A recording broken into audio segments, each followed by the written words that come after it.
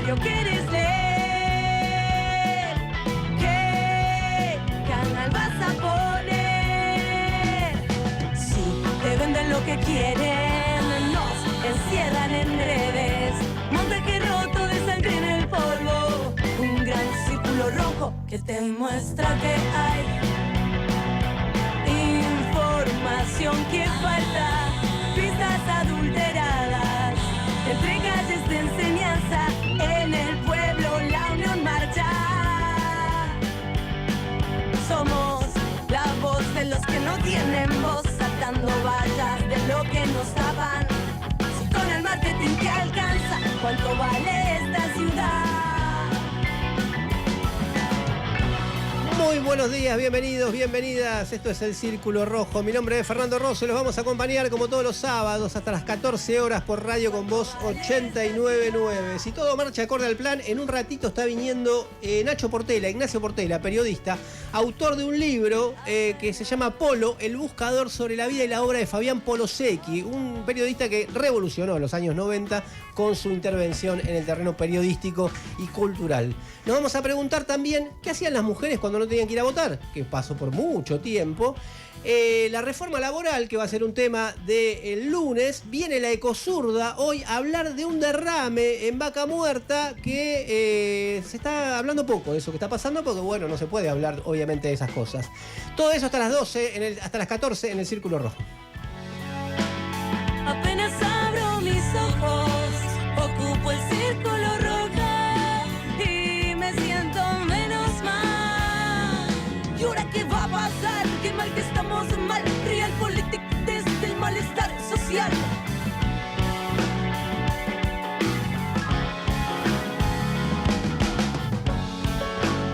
Apenas abro mis ojos, ocupo el círculo rojo.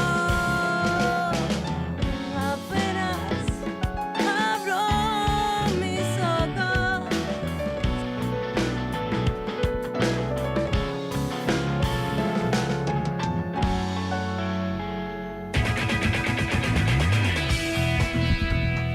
Ya está llegando Diego, en un ratito Diego Sacchi, que va a hablar de los Yankees en el Caribe, que hay una avanzada ahí, que también está ocupada la agenda argentina por la política, por lo que va a pasar mañana, obviamente. Y Pablo, que estaba teniendo un temita personal, así que Pablo Anino, digo, de Economía, va a volver a la semana que viene. Dijo, como total no pasa nada. ¿Cómo no pasa Está nada todo en la tranquilo. economía? Aparte que le vamos a hacer otra semana complicada de la Claro. economía. Otra semana en la que Scott Bessent... Dijo, hablemos después de las elecciones y listo. Hablemos después de las... ¿Elecciones se puede decir? ¿La palabra elecciones? Sí, se puede. Se puede decir, perfecto. No, pues está viste en las redes, es que no lo nombres. No nombres a Miriam Bregman. Ahora vi que no te nombres podés a, sacar no sé. una selfie en el biombo Cuarto Oscuro, no sé qué, con tu boleta, o sea, con No tu... se puede. ¿no se puede? ¿Qué pasa? ¿Por qué? ¿Por No, qué no se sé. puede? Bueno. ¿Qué sé yo? No entiendo, me parece una pavada. Es rarísimo. Para que no igual, parezca expert, será. Ah, puede ser, Puede claro. por eso. O sea, se violan las libertades democráticas de todos y todas, Todo todos el los tiempo. días, minutos. Ya hay detenidos en Mendoza, ahora por una Exactamente. manifestación detenidas que vamos a hablar dentro de un rato. Pero 48 horas de las elecciones, tengamos cuidado. Ay, sí, por favor. Pero bueno, se lo vamos a respetar, porque bueno, son las Claro. normas que están. La otra vez leía a Eugenia Milchestein Sí, en la plataforma sí. X, que decía que Comunicación le parecía... política, sí. Comunicación política. Que le parecía un poco anticuado y paternalista lo de la veda. Pero claro, que sí, pero claro. en Estados Unidos, ya que le gusta tanto a Estados Unidos, Está a nada, esta gente... como en la Facultad de Sociales Claro, de la está UBA. exactamente. Hasta la Te dan un urna te volante sigue el del Partido Republicano, el Partido Demócrata. Sí. No, votarnos a nosotros. Sí, Y está bien, y no pasa nada. qué sé Como yo. la vieja sede de Marcelo T. Alvear o de Puan, cualquiera que haya pasado por la UBA sabe de lo que le estamos hablando ese último viernes, en el que se decide era todo, clave. que te arrancaban un brazo de un lado y del otro para que recibas el volante que correspondía Qué para tu épocas. último. Y el que te decía la última palabra cuando estabas entrando. Acordate acordate de, bueno, vota bien. En fin. Muy bien, así se hace en Estados Unidos, así están también, ¿no? O sea, porque no tienen veda. Es obvio que tienen el problema porque no tienen veda. Si tuvieran veda, esto Y no votan- pasaría. Y votan los martes. Y votan los además. martes. En fin, bueno, mañana elecciones nacionales en todas las provincias. Se renueva parte de la Cámara de Diputados, se renueva parte de la Cámara de Senadores, pero al margen de lo numérico, digamos, y de lo formal, evidentemente hay una batalla política, una jugada política en la que el gobierno, obviamente, como hizo con la elección de la provincia de Buenos Aires, se puso casi como si fuera una evaluación de su gestión, ¿no? O sea, y dijo, si logramos esto, vamos a avanzar, y si no logramos, vamos a tener problemas. Y hasta Trump dijo lo mismo. Hasta el presidente de los Estados Unidos lo vamos a apoyar. Ahora, si no ganan las elecciones, no vamos, porque la Argentina se está muriendo, dijo hace poco. Se están muriendo, no tienen ventanas, son pobres. Son pobres, bueno. No tiene buenas perspectivas. Digamos la verdad, no tiene buenas perspectivas.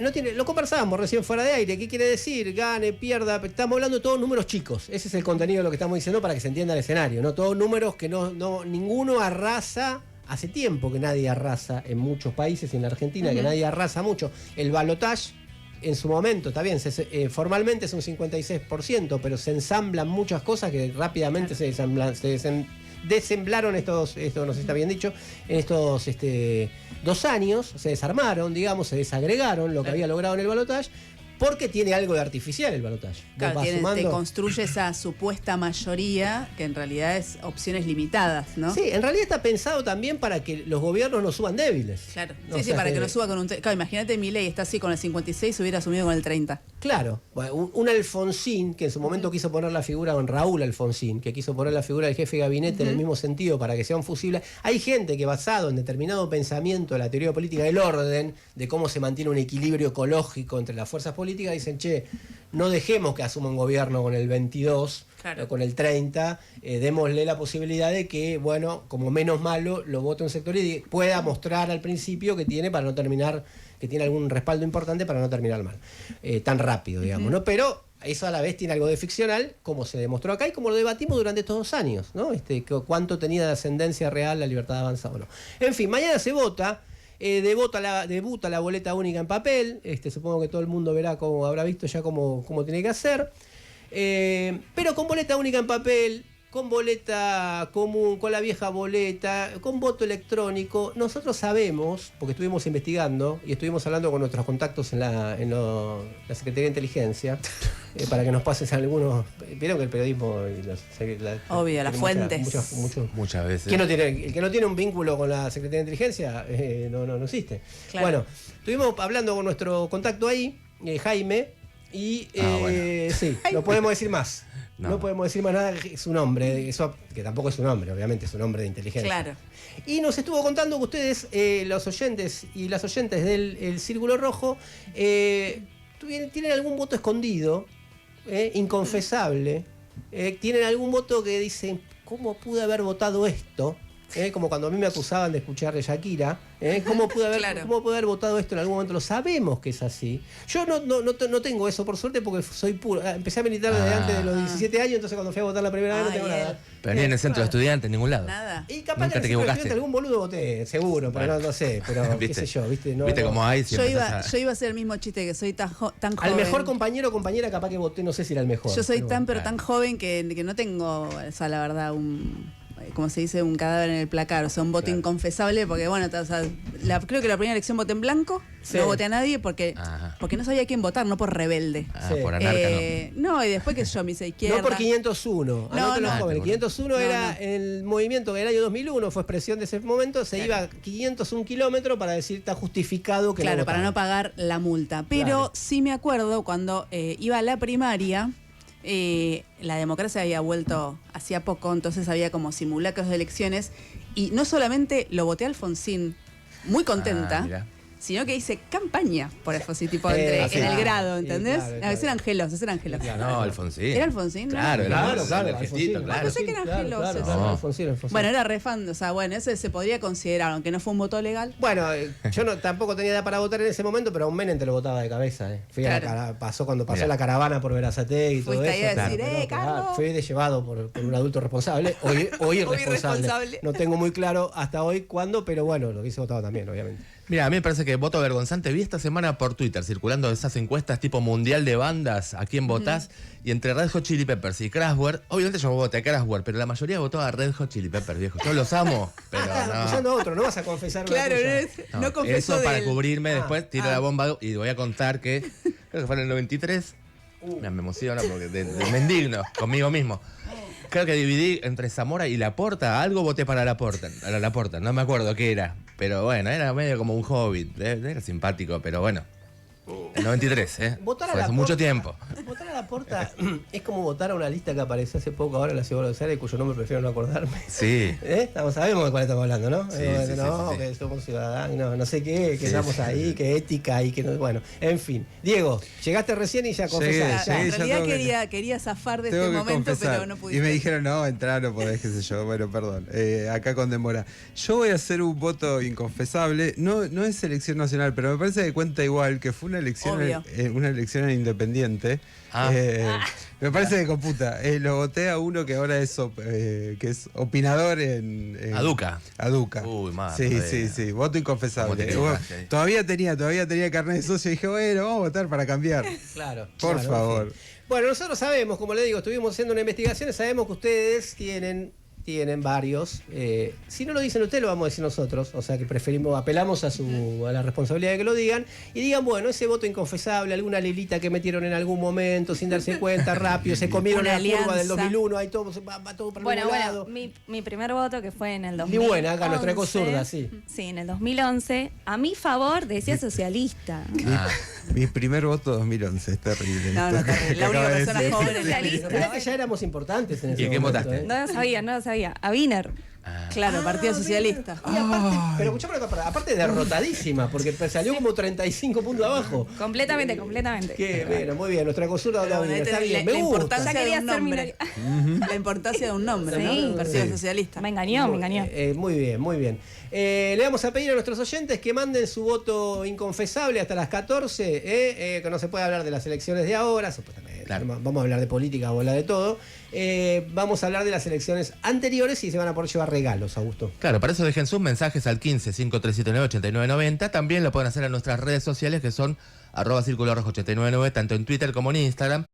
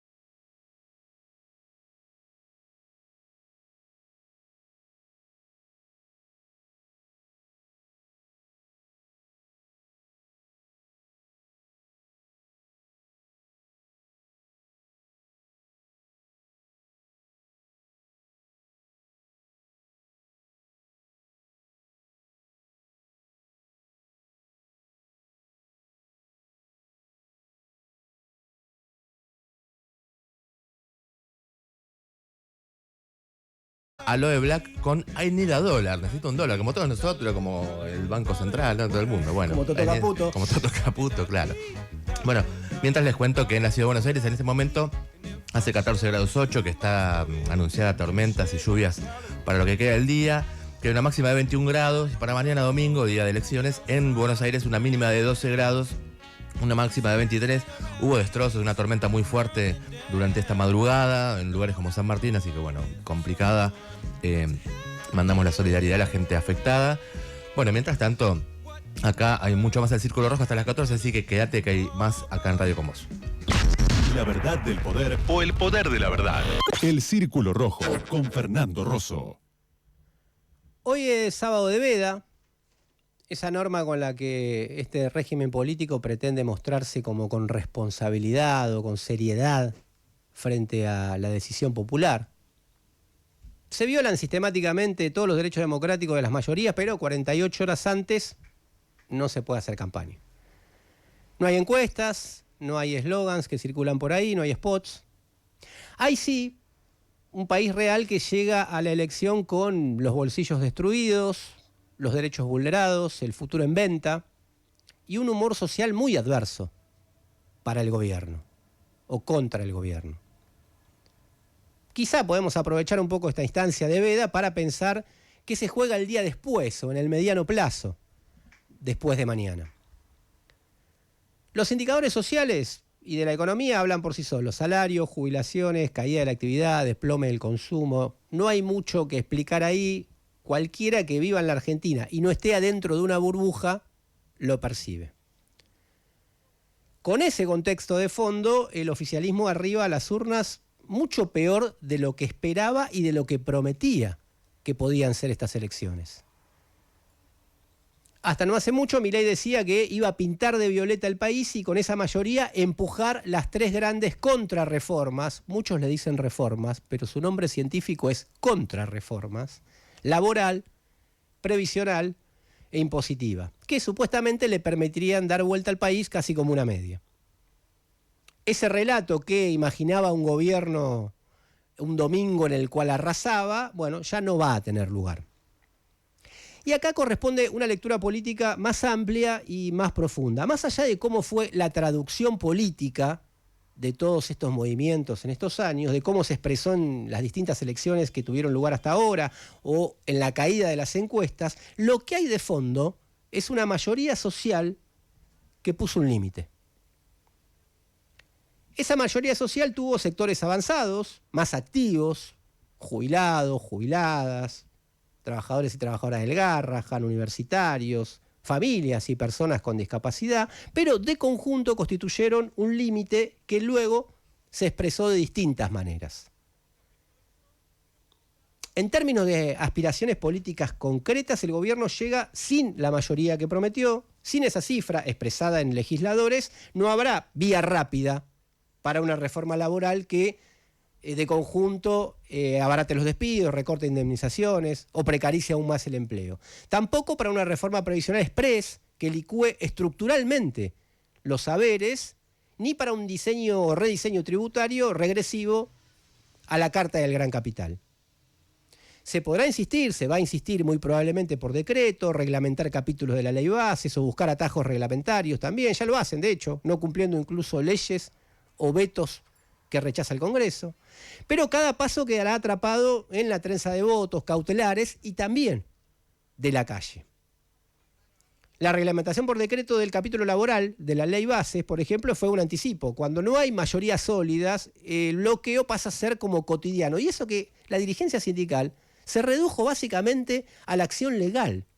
Si hubiese hecho otra cosa, probablemente estaríamos hablando de una situación mejor para frenar esta reforma laboral. Lo llamativo es que este desinfle del gobierno se produce incluso con un respaldo descomunal, inédito, del gran capital nacional e internacional, del Fondo Monetario Internacional, del BID, del Banco Mundial, ahora directo del Tesoro de los Estados Unidos, pero bueno, la canilla de dólares puede evitar o posponer un descalabro financiero inmediato, pero no compra legitimidad política. que la agenda realista del oficialismo a lo sumo será el tercio de bloqueo y negociación caso por caso, insisto, es el producto de un límite social que se puso en pie en varios ámbitos.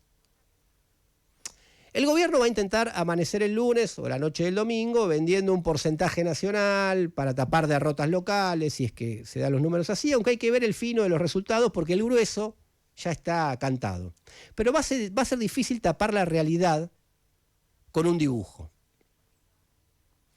Este derrumbe acelerado del gobierno y de esta insólita experiencia de la ultraderecha en el poder es, en primer lugar, una lección para los derrotistas que agigantaban la capacidad política de este grupo, la influencia ideológica o la ascendencia sobre la sociedad que evidentemente no tenían, y eso también los favoreció. ¿Qué queda por decir o por hacer el lunes? Por lo menos dos cosas. Derrotar el plan, no solo sus leyes, y evitar que la próxima crisis la paguen otra vez las mayorías, o que la crisis que hasta el mismo lunes puede llegar a desatarse. Porque además la tentación de este gobierno, como la de muchos, cuando no junta los porotos, los votos necesarios para su política, es descargar por la ventana lo que no puede meter por la puerta. Si no salen los votos para la reforma provisional, buscarán seguir licuando los saberes jubilatorios como lo vienen haciendo hasta ahora. Si no salen los cambios de fondo para el mundo laboral, bueno, buscarán flexibilizar por convenio, provincia por provincia, empresa por empresa. Si no salen los cambios impositivos, ajuste. No hay que confundirse. Que no tengan la mayoría no significa que el plan se haya caído solo, automáticamente. Significa que hay condiciones para frenarlo, tanto en el Congreso como en la calle. El desafío inmediato no es constatar que existe ese límite, sino qué hacer con ese límite. Traducir ese hasta acá en agenda y en programa concreto, salarios, jubilaciones, por arriba de la inflación, obviamente, que supere la inflación, paritaria sin techo y sin extorsión, defensa de los convenios frente a cualquier flexibilización, presupuesto en salud, en educación.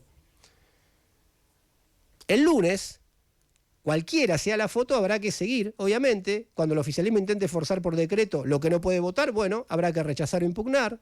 Si busca licuar a los jubilados y jubiladas, las jubilaciones, lo mismo. Si se quiere pasar una reforma laboral, también. Claro, esto no es independiente de lo que se vote mañana, o de lo que ustedes voten mañana. Pero bueno, estamos en veda y ya tendrán su decisión tomada. Lo más importante ya se escuchó. No habrá mayoría automática para las grandes contrarreformas. Ese dato no cae del cielo, lo construyó un país que no compró el libreto de no hay alternativa. Ese primer round, vamos a decirlo así, está saldado, hubo un freno social. El segundo empieza el lunes. Derrotar el plan y evitar que la salida la paguen otra vez los que viven de su trabajo. Que no te gane la indiferencia. Toma partido en el Círculo Rojo con Fernando Rosso. 899. Radio con vos. Siempre con vos. Periodismo de tu lado. Llegaron los días de calor y Flechabús te conecta con más destinos que nunca. Además de posadas, ahora sumamos nuevas rutas diarias para viajar directo desde Neuquén a Bahía Blanca y a San Juan, con paradas estratégicas en Santa Fe, Rosario y Córdoba. Subite al bus del ahorro y descubrí todo el país con los mejores precios. Además, con Club Recorrer sumás beneficios exclusivos para seguir viajando. Disfrutá de butacas Super Confort, Wi-Fi satelital, PIN TV y experiencias únicas a bordo. Entrá a flechabús.com.ar y date esa escapada que venís soñando. Flechabús, viaja más, paga menos.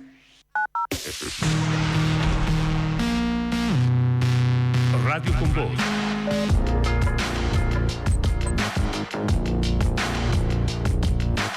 Radio con vos. En YouTube. Periodismo de tu lado.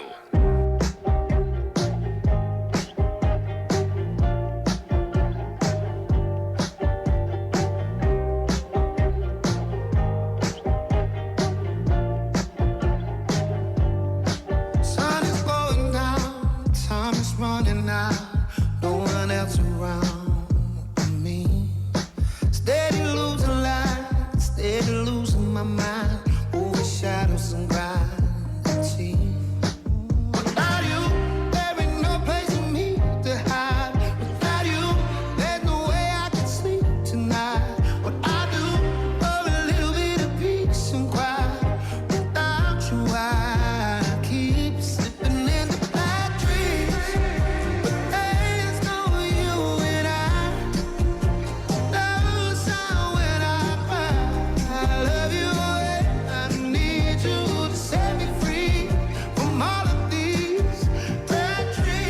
A las 12:28 escuchamos a Teddy Swims haciendo Bad Dreams. Ajá. Y bueno, mira, el mal sueño seguramente habrá sido aquella persona que votaste y ahora te estás arrepintiendo. Nos pasó a nosotros, imagínense, a todos nos ha pasado seguramente. A ver.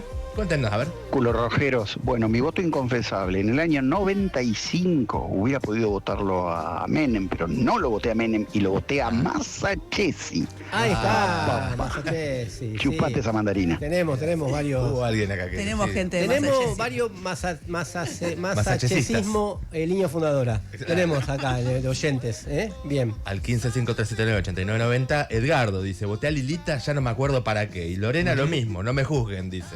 En el chat Lilita. de YouTube hay varios votos que votaron a Lilita alguna Mucho vez lilismo. y Sí, bueno. dice, uy, voté a Lilita, perdón. Es que ustedes se acuerdan que en el 2001 decía, se viene, tapa de alguna revista, se viene el frente de Lilita Zamora.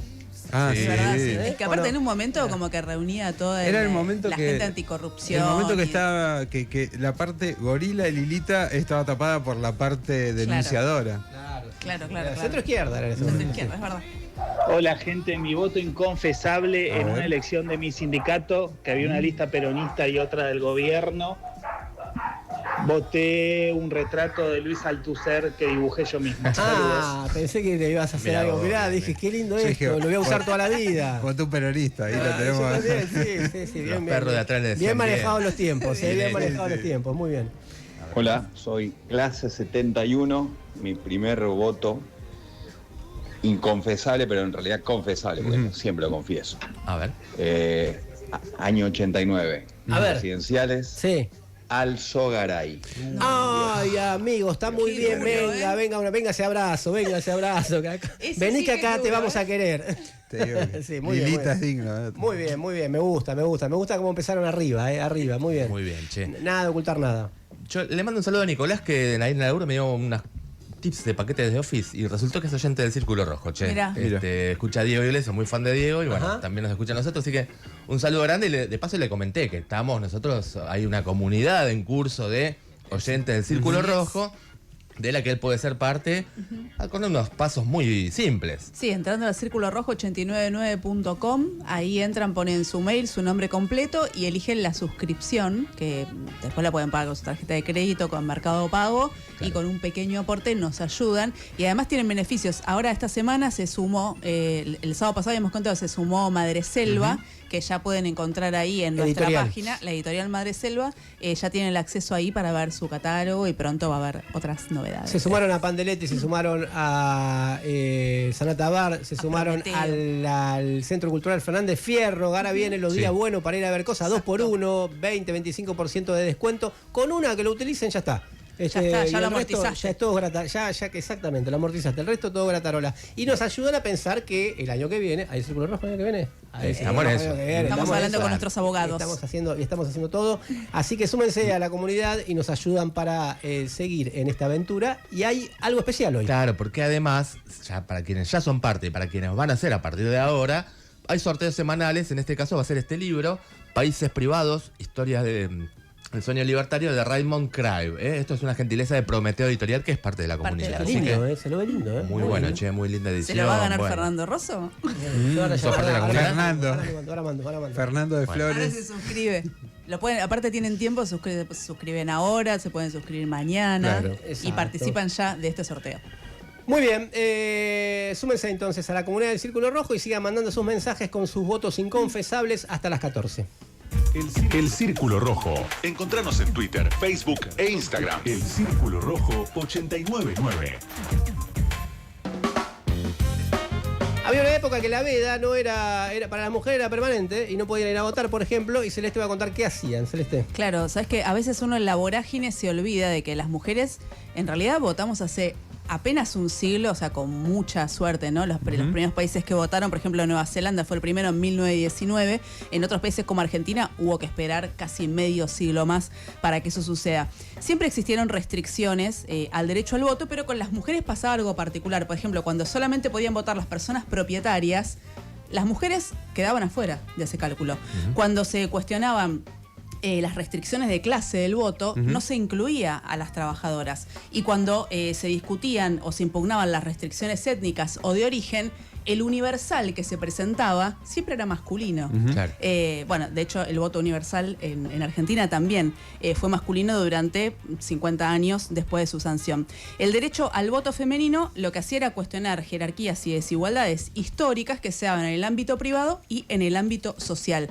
Así todo, es muy interesante ver siempre que para las sufragistas el derecho al voto nunca fue el techo de sus aspiraciones, sino que siempre lo entendieron como un punto de partida. Hay una chica muy joven que se llamaba Clara Lemlich, era una militante sindical, fue dirigente de la huelga de las camiseras en 1909 en Nueva York. Escuchen cómo resumía ella este problema. Ella decía: el empresario vota, los jefes votan, los capataces votan, la obrera no. Cuando ella pide que su lugar de trabajo sea seguro o que las jornadas no sean eternas, no hay por qué escucharlo. Por eso, las trabajadoras deben tener el derecho al voto. Me parece un muy buen resumen de por qué también las sufragistas, por ejemplo, el movimiento sufragista en general, tenía mucho apoyo entre las trabajadoras, más allá de la imagen después histórica que se quiere construir de un reclamo de las mujeres de la alta sociedad y que a las trabajadoras y a las mujeres pobres no les interesaba el derecho al voto. Me hace acordar a la dinámica del movimiento cartista en Gran Bretaña, que también reclamaba por cartistas porque mandaban cartas, del movimiento obrero, también reclamaban por derechos políticos, pero con un trasfondo de que era para nuestro reclamo social, digamos. Absolutamente. Obviamente había sufragistas en muchísimos países del mundo. Yo les voy a contar algunas historias del Reino Unido y de Estados Unidos, porque eran dos centros políticos, también eran dos centros industriales. Piensen en ese momento que es fin del siglo XIX, principio del siglo XX, y obviamente de Argentina, porque además fuimos pioneras, las argentinas, como siempre, estamos ahí marcando un poco el camino. Empiezo por el Reino Unido. En 1907 hacen una marcha que se llama la Marcha del Barro, el día que se inauguran las sesiones parlamentarias. Ese día hubo una tormenta muy grande, así todo participan 3.000 personas, que era un montón. Piensen que es un reclamo que no apoyaba ningún partido mayoritario en el Reino Unido, y participan 3.000 personas, llegan todas embarradas al Parlamento por esto de la lluvia. Un año y medio después hacen otra marcha que se hizo bastante famosa, se llamó el Domingo de las Mujeres. ¿Saben cuánta gente participó? Un año y medio después nada más. 500.000 personas. Yo iba a decir 100.000. ¿no? La mayoría eran trabajadoras y trabajadores. Había mucha simpatía por la causa del voto femenino. Las sufragistas británicas en particular era un movimiento muy grande, eran recontra revoltosas, hacían muchas cosas y de hecho la policía tuvo que inventar nuevos métodos para perseguirlas. Por ejemplo, Scotland Yard, es una división de la policía inglesa, compró su primera cámara de foto para hacer vigilancia con imágenes para perseguir a las sufragistas. Las consideraban terroristas, las consideraban una amenaza, por eso además había una persecución muy dura en contra de ellas. Las sufragistas británicas boicotearon el censo de 1911, se escondían en las casas, se negaban a responder a los censistas. Una de ellas en particular, se llamaba Emily Davison, se escondió en la cripta del Parlamento. ¿Que por qué tenía una cripta? Porque funciona en el Palacio de Westminster. Entonces, bueno, tiene todas esas construcciones. Bueno, cuando la policía la descubre, ella se niega a retirarse antes de que la censen. Entonces, finalmente acceden como para destrabar la situación. Y ella contesta: nombre Emily Davison, profesión maestra, domicilio la cripta del Parlamento. ¿Por qué era tan importante? Porque las mujeres tenían prohibida la entrada al Parlamento. La única mujer que entraba era la reina. Las mujeres no podían elegir representantes, mucho menos ser elegidas. Después, Estados Unidos. Antes les mencioné a esta chica Clara Lemlich y a la huelga de las camiseras que ella dirigió. Durante la primera semana de la huelga de las camiseras detuvieron a 723 trabajadoras. ¿Saben quiénes pagaban la fianza todas las veces que caía una trabajadora presa? No. Las sufragistas. Claro. Que además fueron las que financiaron el fondo de huelga durante todo el invierno, que es lo que duró la huelga de las trabajadoras textiles. Para que vean también qué fuertes que eran esos lazos. En 1913 estaba por asumir un presidente demócrata llamado Woodrow Wilson, y se hace una marcha que se conoció como la procesión por el voto femenino. Participan unas 10.000 personas. Uno de los reclamos es la jornada de 8 horas de trabajo. Como el presidente se presenta como un aliado, dice: yo reapoyo esta demanda, las sufragistas le dicen: bueno, danos una audiencia, queremos discutir a ver qué vas a hacer para apoyar esta causa. Y él les dice que no puede hacer nada, porque él solo es el presidente de los Estados Unidos. Pero entonces empiezan a hacer una serie de piquetes en la Casa Blanca. En ese momento se podía acceder, digamos, a los jardines de la Casa Blanca. Ellas hacen piquetes durante algunos años con una bandera que decía: señor presidente, ¿cuánto van a tener que esperar las mujeres por la libertad? van a tener que esperar hasta el 19, por lo menos las mujeres blancas. Y subrayo esto porque el racismo fue un problema siempre muy presente, atravesó mucho al movimiento sufragista, sobre todo en Estados Unidos. Y en esta marcha que les contaba, en la procesión de 1913, había columnas segregadas porque la sociedad estaba segregada y pocas personas cuestionaban esto. Una de las que cuestionó esto fue Lucy Parsons, que no sé si le suena su nombre, una de las viudas de los mártires de Chicago, era la esposa de Albert Parsons. Claro. Ella se cuela, se mete en la columna de las blancas y les dice, yo voy con ustedes o no participo de la marcha. Ella es una figura muy importante en el momento. En ese momento entonces le dicen, bueno, no está bien, quédate. Es la única persona no blanca que marcha en esa columna. Las extorsiones que nos gustan. Sí, claro. Aparte ella fue mucho más dramática, le dijo, ¿marcho con ustedes o no marcho? Y dice, y esto no lo hago por una reivindicación personal, lo hago por el futuro de mi raza. Claro, y cuánta razón tenía. Una genia. Termino con Argentina. Obviamente la efeméride es oficial. En Argentina se la llevan Eva Perón, se la lleva la sanción del voto femenino en 1947, que por supuesto fue un hito, pero solamente fue un momento de una historia que fue muchísimo más larga, que empezó con Julieta Lanteri, votando, una de las primeras egresadas de la Facultad de Medicina, además, votando en 1911. Fue la primera mujer en toda América Latina que emitió un voto. De hecho, la recuerdan, o sea, está registrada en los libros de historia de muchos países. Después trató de repetir la hazaña, pero ahí ya se empezó a complicar, sobre todo pues se sanciona la ley del voto universal, que excluyó expresamente a las mujeres para que no pase esto. La ley Sáenz Peña. La ley Sáenz Peña. En 1919, igual, ella se postula al Congreso. ¿Por qué? Porque la ley Sáenz Peña dice que las mujeres no pueden votar, pero en ningún lugar dice que no pueden ser candidatas. Entonces ya hace una campaña que antes compartíamos, tenía un afichito que decía, en el Congreso hay una banca esperándome, llevadme a ella. Decía, hizo una campaña, hacía de todas. Ella hacía los actos en Plaza Flores, era un poco petiza, solía llevar un cajoncito de manzanas para subirse, estar como más alto que el resto de la gente, para que se escuchara su voz. Hacía mitines en la línea A. Mirá. Esto me lo enteré hace poco, porque otra sufragista que viajó a Argentina por esos años, Catherine Dreyer, llega justo cuando es la huelga general en Buenos Aires, antes de la Semana Trágica, y se topa, en un momento se toma el subte y se topa con el meeting de Julieta Lanteri, que además era una de las pocas actividades políticas que pudo ver, porque piensa que en el 18 había sido la pandemia de gripe, se conoció como gripe española, y casi no había actos en Argentina, pero bueno, Lanteri hacía sus actos incluso en el subte. En el medio de todas estas campañas que hacía ella, ayudó a las lavanderas, que eran las trabajadoras más precarias en ese momento, a fundar su sindicato. Y en la huelga de la higiénica, que era una de las lavanderías más importantes, las trabajadoras la nombran como su representante para negociar con la empresa. Para que, otra vez, ¿no? Los lazos que unían a las trabajadoras y a las sufragistas eran muy grandes también porque sus luchas estaban súper mezcladas. Las divisiones son bastante artificiales y van a llegar bastante después. Termino con mi sufragista favorita, la tengo en mi remera, Sylvia Pankhurst, que se separó de la organización sufragista británica más cool y popular de ese momento, que todo el mundo decía, ¿cómo puede ser que rompas con la organización que es la más famosa y qué sé yo? Bueno, ella rompió con esa organización, que además la dirigía su mamá y su hermana, porque estaba en contra de la guerra, era la Primera Guerra Mundial, defendía la causa de la independencia irlandesa, y no aceptaba, sobre todo, separar la lucha de las mujeres de la lucha de la clase trabajadora. En ese momento, en un momento se va a vivir a la zona obrera de Londres, que se llama el East End, y ahí arma su propia organización, termina viajando a Rusia, porque se ilusiona muchísimo con la revolución rusa, va a conocer el proceso revolucionario, se hace comunista, termina discutiendo con Lenin. No sé si le suena el libro Izquierdismo, enfermedad infantil del comunismo. Claro. Bueno, una de las personas con las que discute Lenin es con Sylvia Pankhurst, sobre qué tiene que hacer la izquierda en Gran Bretaña. Cuando le preguntaban a Sylvia Pankhurst por qué ella peleaba por el derecho al voto, si en realidad era revolucionaria y era de izquierda y qué sé yo, ella siempre contestaba que no se trataba solamente del voto, que lo que ella quería era que las trabajadoras, las mujeres de esa clase sumergida, no fueran solamente el argumento en los discursos de gente más afortunada, que lo que ella quería era que fueran luchadoras por su propia cuenta.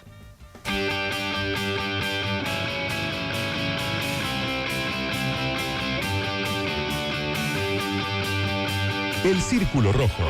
Fernando Rosso. radioconvoz.com.ar.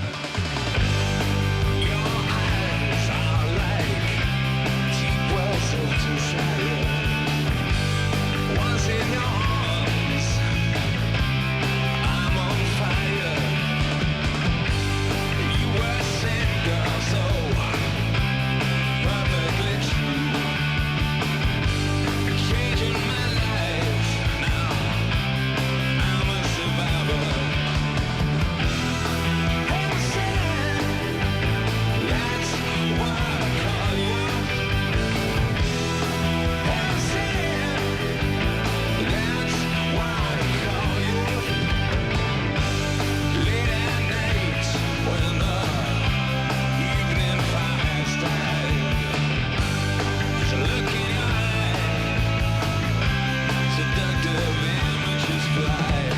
12:43 en todo el país. Escuchamos a In Excess con este temazo, Heaven Sent, como se lo extraña, Michael Hutchins. Bueno, y lo que también extrañamos es a nuestra querida comunidad de oyentes, porque solamente una vez por semana que los escuchamos no nos alcanza y encima les estamos pidiendo esas cosas, que cuenten sus vergüenzas. Pero bueno, ustedes la verdad que se copan, así que vamos a escuchar, a ver. Amigos del Círculo Rojo, soy Vivi de Flores. Mi voto inconfesable para diputada alguna vez en la vida fue a Elisa Carrió, tapándome la nariz, pero bueno, ¿qué vamos a hacer? Sigue arriba, Lilita, DNI 374.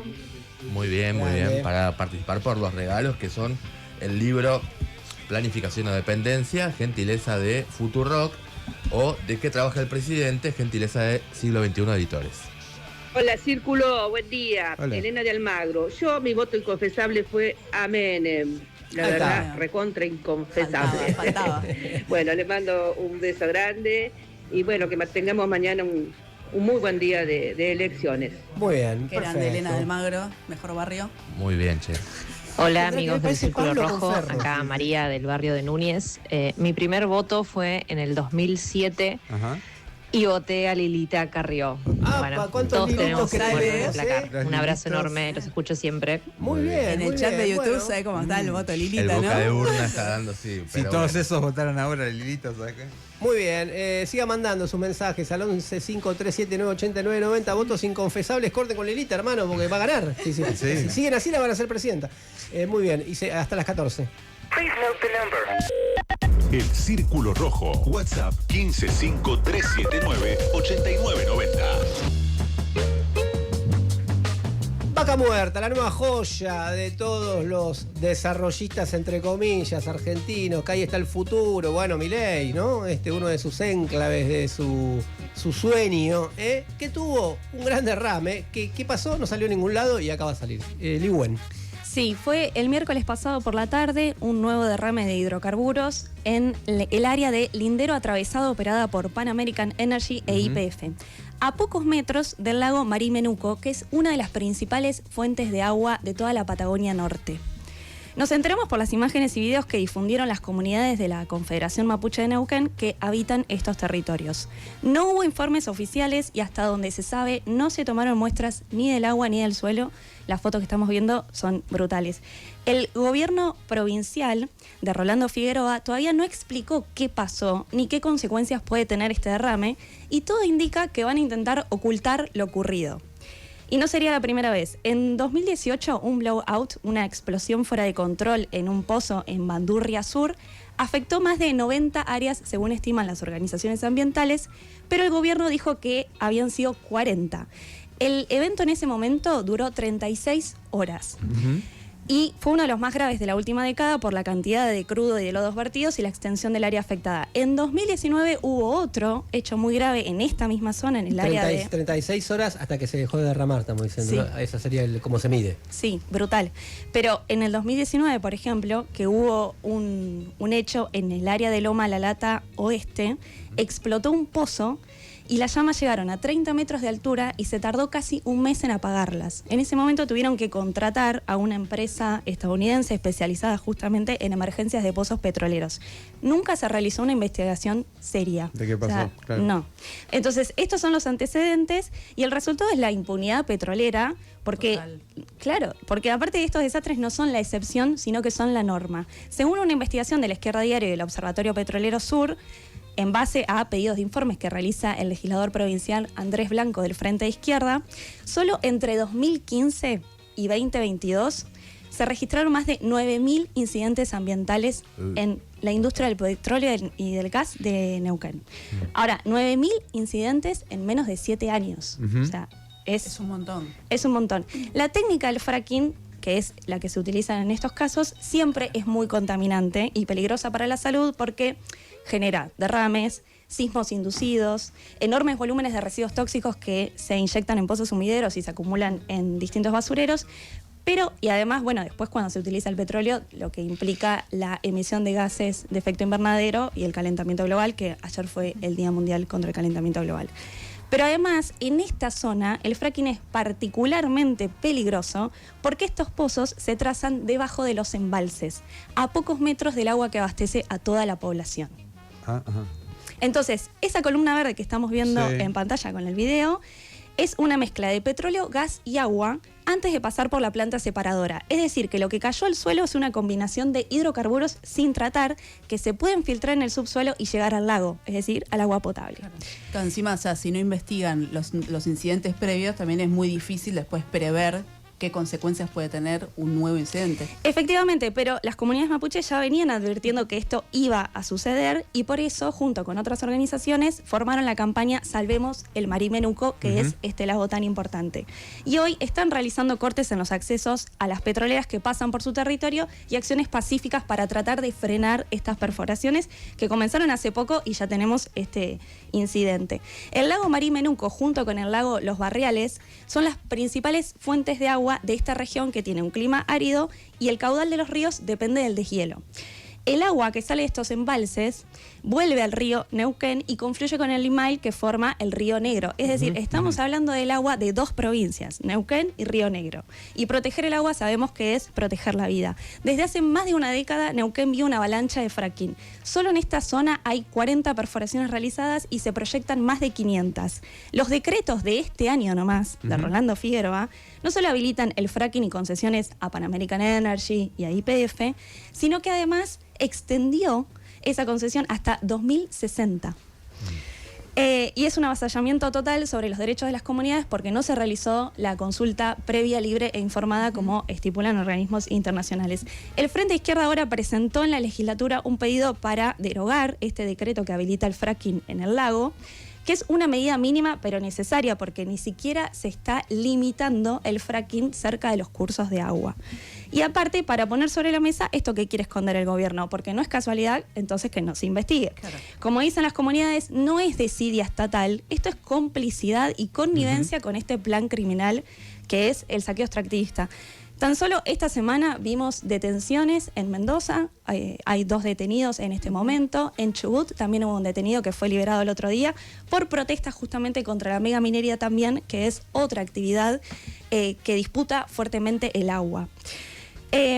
Lo que estamos viendo entonces es parte del plan económico que tiene no solo el gobierno de Milei, sino los gobiernos provinciales y que es parte de este régimen que defienden absolutamente todos, desde los más neoliberales hasta los más desarrollistas. Javier Milei igual hace poco lo dijo sin vueltas. No sé si lo escucharon en El Observador, dijo el litio, las tierras raras, el uranio, todo lo que tiene que ver con la energía nuclear, el petróleo y el gas, a cambio de dólares por las orejas. Lo dijo así. Lo mismo habían dicho con la soja transgénica en los 90. Claro. Y no vimos ningún tipo de derrame, salvo ¿no? El de la contaminación. El pacto Algunos tienen dólares en las orejas, pero no particularmente las mayorías. No derrama, claro. No lo están repartiendo mucho. Hacia el resto, tal cual, porque este pacto justamente colonialista de entrega que se está gestando con el gobierno de Estados Unidos no es justamente para las mayorías populares, se va por vía deuda, se va por negocios de las multinacionales, y entonces es una mentira que este mandato exportador va a ser para el crecimiento de nuestro o del bienestar social. Pero aparte quiero dejar otro mensaje. Ni todos los dólares del mundo pueden reemplazar un bien tan vital como el agua. Claro. Esto lo saben en los territorios, lo saben en las comunidades y por eso no hay licencia social, el agua vale más. Nuestra Ecozurda nos visitó hoy, ahí preguntaban si que va a reemplazar a Pablo Arena. No, Pablo va a volver y va a volver nuestra Ecozurda, como siempre, vamos a volver todos, hay lugar para todos en el Círculo Vamos Rojo. a ver, vamos a ver, dice acá. Se abrió un conflicto. Entre Almagro y Caballito hay... Todavía queda mucho, quédense en un ratito porque vamos a tener una charla con uno de los autores del libro Polo el Buscador sobre la historia, la vida y la obra de Fabián Polosecchi, y quédense, le voy a decir... Quizás uno de los periodistas, después de los años 70 de la democracia, digamos, después de la dictadura, quizás el mejor que hubo, con su corta intervención, pero con una intervención muy revolucionaria, si queremos discutir periodismo en serio, no lo que se zaracea todos los días, qué sé yo. También vamos a hablar de la reforma laboral, también vamos a hablar de la avanzada de los piratas en el Caribe. Ojo que eso se está poniendo serio, no es que los yanquis siempre se quieren entrometerlo. Esto es más concreto lo que quieren hacer en el Caribe, de eso hablar Diego. Hay mucho más, Círculo Rojo, así que quédense hasta las 14. 26 de octubre. Se vota el Congreso, se define el país. Desde las 17 horas. Cobertura especial junto a Cenital. Argentina plebiscita a Milei en una elección clave. Y vos lo vas a ver y escuchar. En YouTube. En Radio con Vos. Hola, soy Lorena Vega, quiero invitarles al teatro. En esta oportunidad, obras que dirijo. El mismo día, a la misma hora, compito conmigo misma. Timbre 4, Precoz. Galpón de Guevara, Civilización. Lunes, 8 de la noche hasta fin de noviembre. Entradas por Alternativa Teatral. En Instagram, Twitter y Facebook.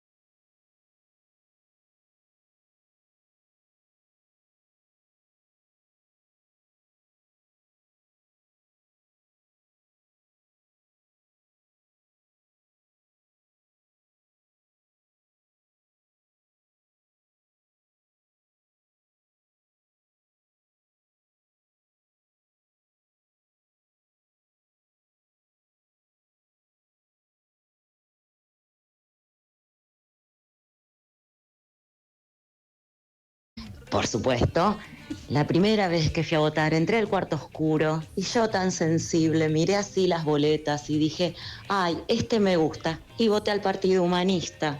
Ay, Es sí, verdad. Pensé que era más grave. Yo aparte pensé que iba a decir que metía muchas boletas. Silo es bueno, ¿no? Era Silo la es bueno. consigna, Silo es bueno, que vivía, no sé, en algún lado En Mendoza, perdido, no se sabía. en Bueno, Monte. bueno, perfecto, Partido Humanista, muy lindo. Bueno, hasta las 14 pueden seguir contándonos estos votos que dan vergüenza. Todos lo tuvimos. Sí, ya está nuestro invitado. Empieza en un ratito, comenzamos a charlar con él sobre la vida de Fabián Polosecchi, pero antes una información importante de Mendoza. Pasó algo grave en Mendoza y sigue aconteciendo en este momento todavía porque hubo una represión, lo nombraba Ligüen, y hay gente detenida, Celes. Sí, el jueves 23, como mencionaba antes Ligüen, hubo una movilización en Mendoza en defensa del agua y contra la mega minería. Una movilización grande, participó un montón de gente. Cuando estaba terminando frente a la legislatura, la policía empezó una represión de la nada, era una manifestación completamente pacífica. Claro. Hubo golpizas, hubo gases y hubo detenciones que fueron tremendas. Las personas detenidas denuncian, además de que las golpearon, las arrastraron, las tuvieron detenidas durante varias horas en la propia legislatura. Sí. O sea, los tuvieron como si fuera un centro de detención hasta que los trasladaron a una comisaría. Las dos personas que siguen Detenidas son Lisa Rule de Larrea, que es bailarina de danza clásica. Si se acuerdan los eventos del Bicentenario, no sé si se acuerdan, La Patria que Vuela, bueno, es ella, es esa bailarina. Ella es militante de hijos, también es militante de izquierda, militante del Partido de Trabajadores Socialistas ahí en Mendoza. Ella fue una de las personas, fue detenida, golpeada, fue detenida por un comisario vestido de civil. O sea, la agarraron de los pelos, la llevaron a la legislatura, la tuvieron detenida ahí junto Cornejo dijo, vale todo, ¿no? Estamos con Milei, Cornejo vale todo. dijo, si nos vamos a alinear, Gobernador de Mendoza, nos alineamos con todo. Ella está detenida junto también con Martín Iglesias, que es un empleado de la Municipalidad de Maipú que había sido despedido en abril. Él también estaba participando de la manifestación. Hace un rato, Miriam Bregman, que es, además de que es candidata del Frente de Izquierda, es abogada de derechos humanos, que conoce también un poco las maniobras de cómo funciona todo esto, se tendría que haber conocido la causa. Ellos están detenidos, no saben de qué los acusan. Ayer, y la justicia la fiscalía pidió 24 horas de prórroga, y Miriam Bregman señala algo que es cierto, dice, están haciendo tiempo porque están armando una causa, es evidente. Hasta la propia vicegobernadora se metió en redes sociales a responder un tuit de Miriam Bregman diciendo, bueno, hay que liberar a esta persona que estaba participando en la manifestación, y la vicegobernadora respondiendo. O sea, ya un nivel de arbitrariedad y de represión tremenda. Ya empezó a haber ya hubo varios pedidos en redes sociales, se está empezando a hacer una juntada de firmas. Ya hay más de 300 firmas de colectivos, de docentes de la cultura, investigadores, sindicatos de derechos humanos, artísticos, para que liberen a Lisa y a Martín. Hoy se tendría que conocer, entre las 20 y las 21 se vence el plazo de 24 horas de prórroga para la imputación, pero todavía no sabemos si eso va a significar que los liberen o no. Claro. Pero bueno, exigimos la libertad inmediata para Lisa Rule Larrea y para Martín Iglesias. Las preguntas que querrías hacer, las respuestas que necesitas escuchar. Ahora llega la entrevista en el Círculo Rojo por Fernando Rosso. Durante algunos años trabajé de periodista. Un día, no sé cómo, todos los jefes de redacción se dieron cuenta al mismo tiempo que podían arreglarse sin mí. Ahora escribo historietas absurdas sobre historias verdaderas. No me va mucho mejor, pero se conoce gente.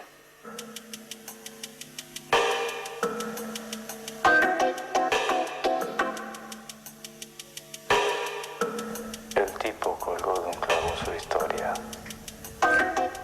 Eso que escuchan es la intro a uno de los programas de Fabián Polosecchi, El Otro Lado, que a mediados de los 90 irrumpió en la televisión argentina. Bueno, con una forma de contar, con una forma de mostrar y de narrar, y sobre todo con cosas que mostrar y narrar que no estaban muy presentes en la televisión en ese momento, que iban a contramano de lo que estaba más bien mostrándose en la televisión en ese momento, y bueno, se volvió un boom para mucha gente, ¿no? Todos tenemos la idea de volver a nuestra casa en esos años y respirar un poco en los años 90 mirando a El Otro Lado, y después el segundo ciclo que fue El Visitante. Fabián Polosecchi es periodista, era periodista, venía de la gráfica, y quienes rescataron tempranamente, vamos a decirlo así, y hasta ahora por lo menos vi documentales, pero en libros el único que conozco, la figura de Fabián Polosecchi, fueron Hugo Montero e Ignacio Portela en el libro Polo, El Buscador, vida y obra del periodista Fabián Polosecchi, editado por la Editorial Sudestada. Editorial Sudestada, que viene a ser una revista fundada ya por el 2001. Tengo el honor de haber sido uno de los primeros que estuvo suscripto por 10 pesos a la versión blanco y negro. Después siguieron, se mantuvieron, en ese momento había que lanzarse, se mantuvieron durante mucho tiempo, se hizo una editorial, sacaron muchos libros, que le agradecemos que nos mandaron varios ahora, que van a ir conociendo nuestros oyentes en los próximos programas. Y bueno, una de esas publicaciones fue el libro sobre Polo. Hugo Montero lamentablemente falleció durante la pandemia. Ignacio Portela, que es periodista, graduado en la Universidad Nacional de Lomas de Zamora, fundador y director de la Editorial Sudestada, está acá con nosotros, vino de lejos, un día lluvioso, así que le agradecemos mucho. Nacho, ¿cómo estás? Bueno, muchas gracias por la invitación, bien, disfrutando de este día lluvioso, ahora está más tranqui. Está más tranqui. Tranqui como Polo. Voy a partir de las inquietudes de ustedes. ¿Qué los llevó en su momento? Dijeron, acá hay algo que se merece un libro, esta figura, esta historia, y por dónde empezaron a rastrear, digamos. Sí, como vos contabas, nosotros arrancamos en Sudestada en 2001, y en definitiva lo que pasó fue que con Hugo nos conocimos en la facultad, en la Universidad de Lomas, y una de las primeras charlas o referencias de periodistas a los cuales nosotros veíamos o que nos hubiesen gustado parecernos era polo. Nos acordamos y fue uno de los primeros temas en los cuales nos hicimos amigos gracias a hablar sobre polo. Entonces, no es que surgió como un libro en sí, la investigación, sino que surgió como una nota de revista, que es la etapa número 2 de Sudestada.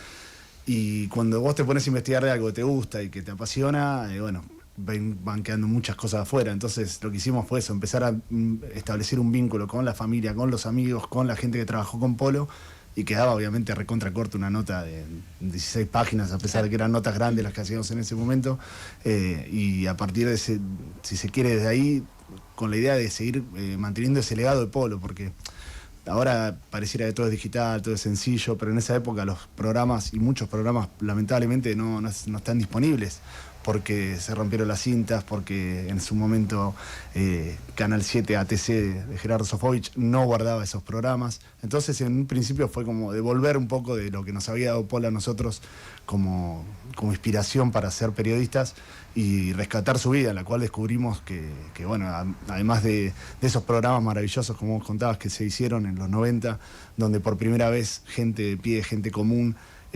podía mostrarse tal cual era y generar un clima que en esa época no existía.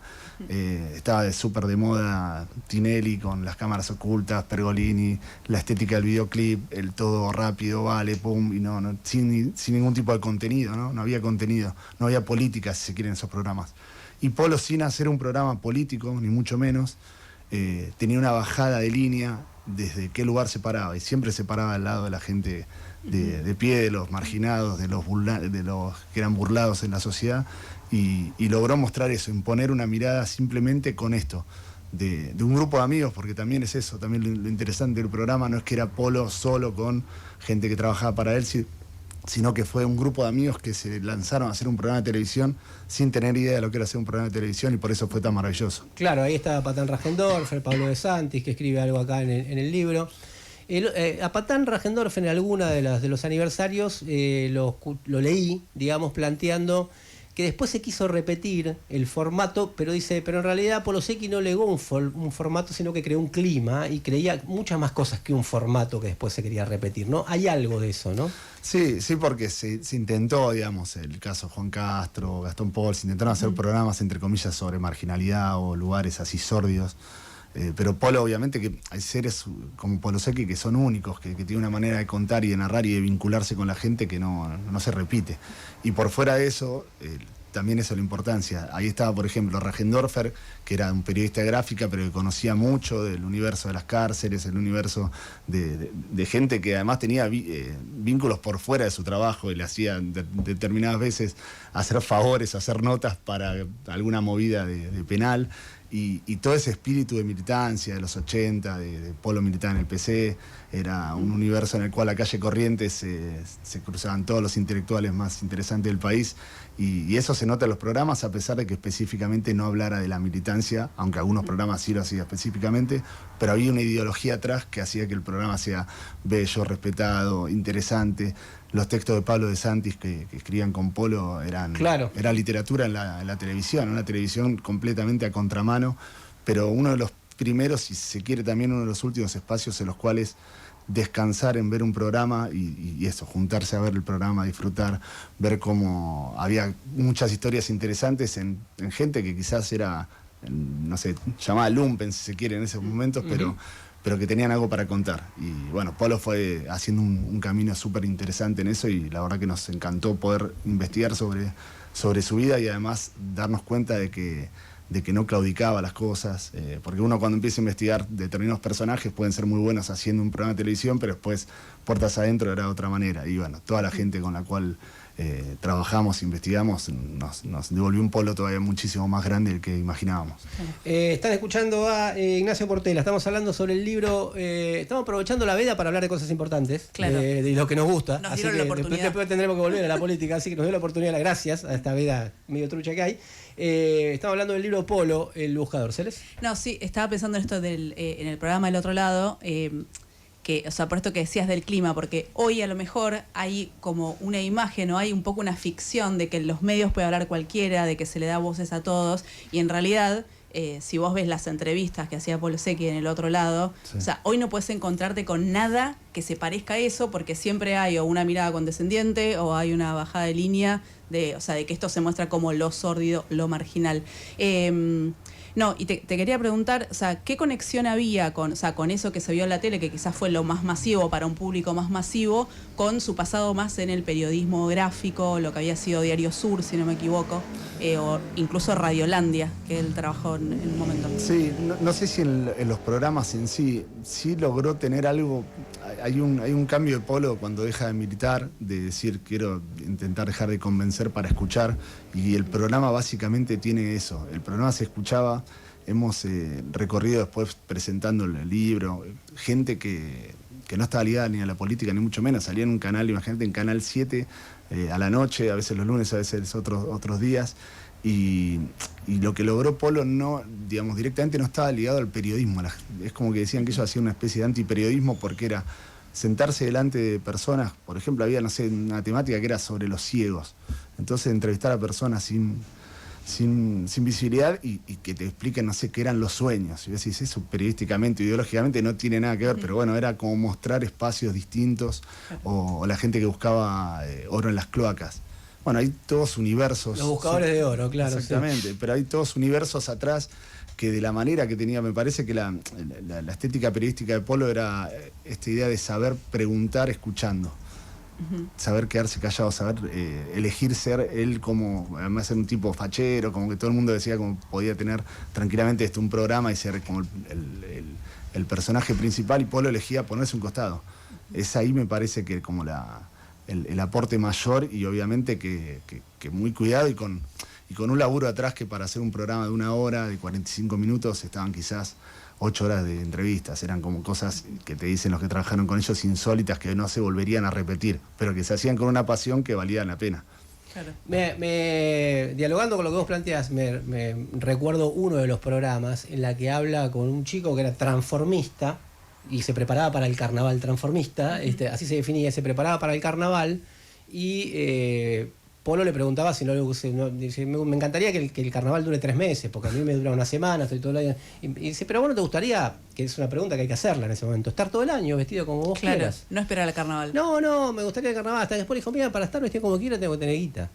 Porque si yo tengo un trabajo en el que no puedo ir así, entonces tengo que tener plata. Y salían esas joyitas que son profundamente políticas, que surgen de charlas de ese tipo, ¿no? Sí, o cosas, no sé, justo estábamos hablando, estaban pasando un tema de los piojos. La primera aparición de Ciro es en un programa de Polo, cuando Arriba contaban que viajaban arriba de los techos de los trenes en zona oeste.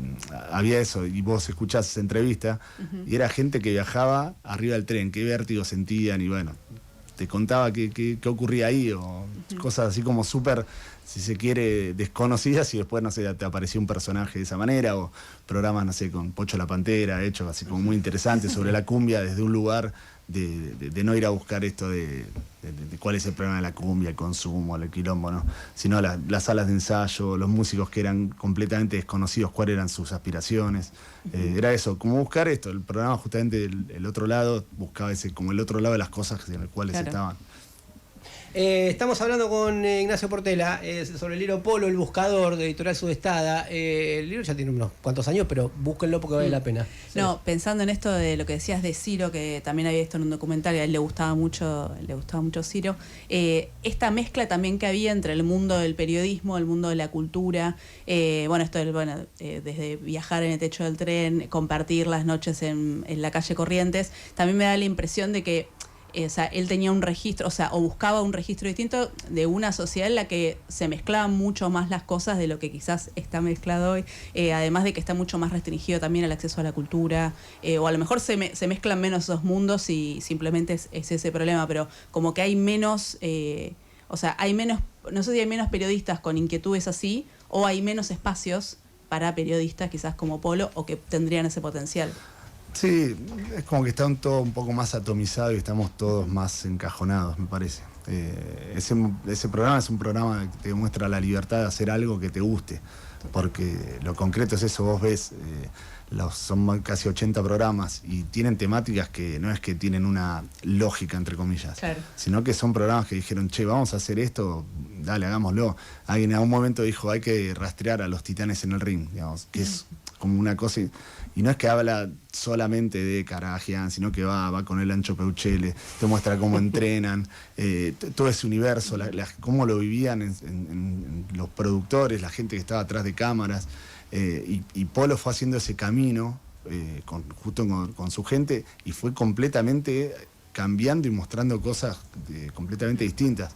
Los últimos programas, cuando ya el ciclo se llama El Visitante, hay 2 programas en los cuales él, que estaba viviendo en Saavedra, sale a entrevistar su barrio, digamos. Sí, a los vecinos. Que no era nada, digo, como él como más protagonista, si se quiere, pero a la vez para mostrar lo que él veía o la gente que conocía o los mitos que había.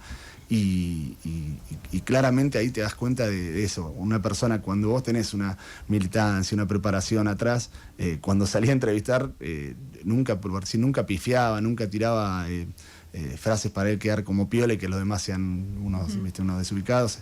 Siempre fue una persona eso, con mucho interés y con una libertad en ese momento de hacer periodismo súper piola y que raramente, como la gente estaba preocupada por la reelección de Menem, digamos, eran 93, 94 y 95, le dejaban hacer lo que quería. Es como que decían que llegaba al programa y ni miraban la lata previa, como que lo que salía. Metelo, listo. Y uno imaginaba que la televisión estaba como súper controlada y no, nada que ver. Por suerte se dio eso. Es como uno de los espacios, si se quiere, en los cuales la gente hacía las cosas pero con mucha gana y también tenía la posibilidad de tener ese laburo, ¿no? Porque hoy en día también hay un problema de todo el mundo trabajando en 3, 4 lugares. Claro. Bueno, también pasaban cosas raras. Antes hablábamos con Ferlo de Sofovich, que estaba de interventor en ATC, que es el que le da la idea del nombre, que porque él le quería poner el lado oscuro. Claro. Y se lo cambia y lo registras. Bien Sofovich también. Esa está, claro. Lo registró a nombre de él, un genio. No, es cierto también que la televisión antes era un lugar, obviamente que para nada era para todos, pero sí me parece que era un medio donde pasaban muchas más cosas.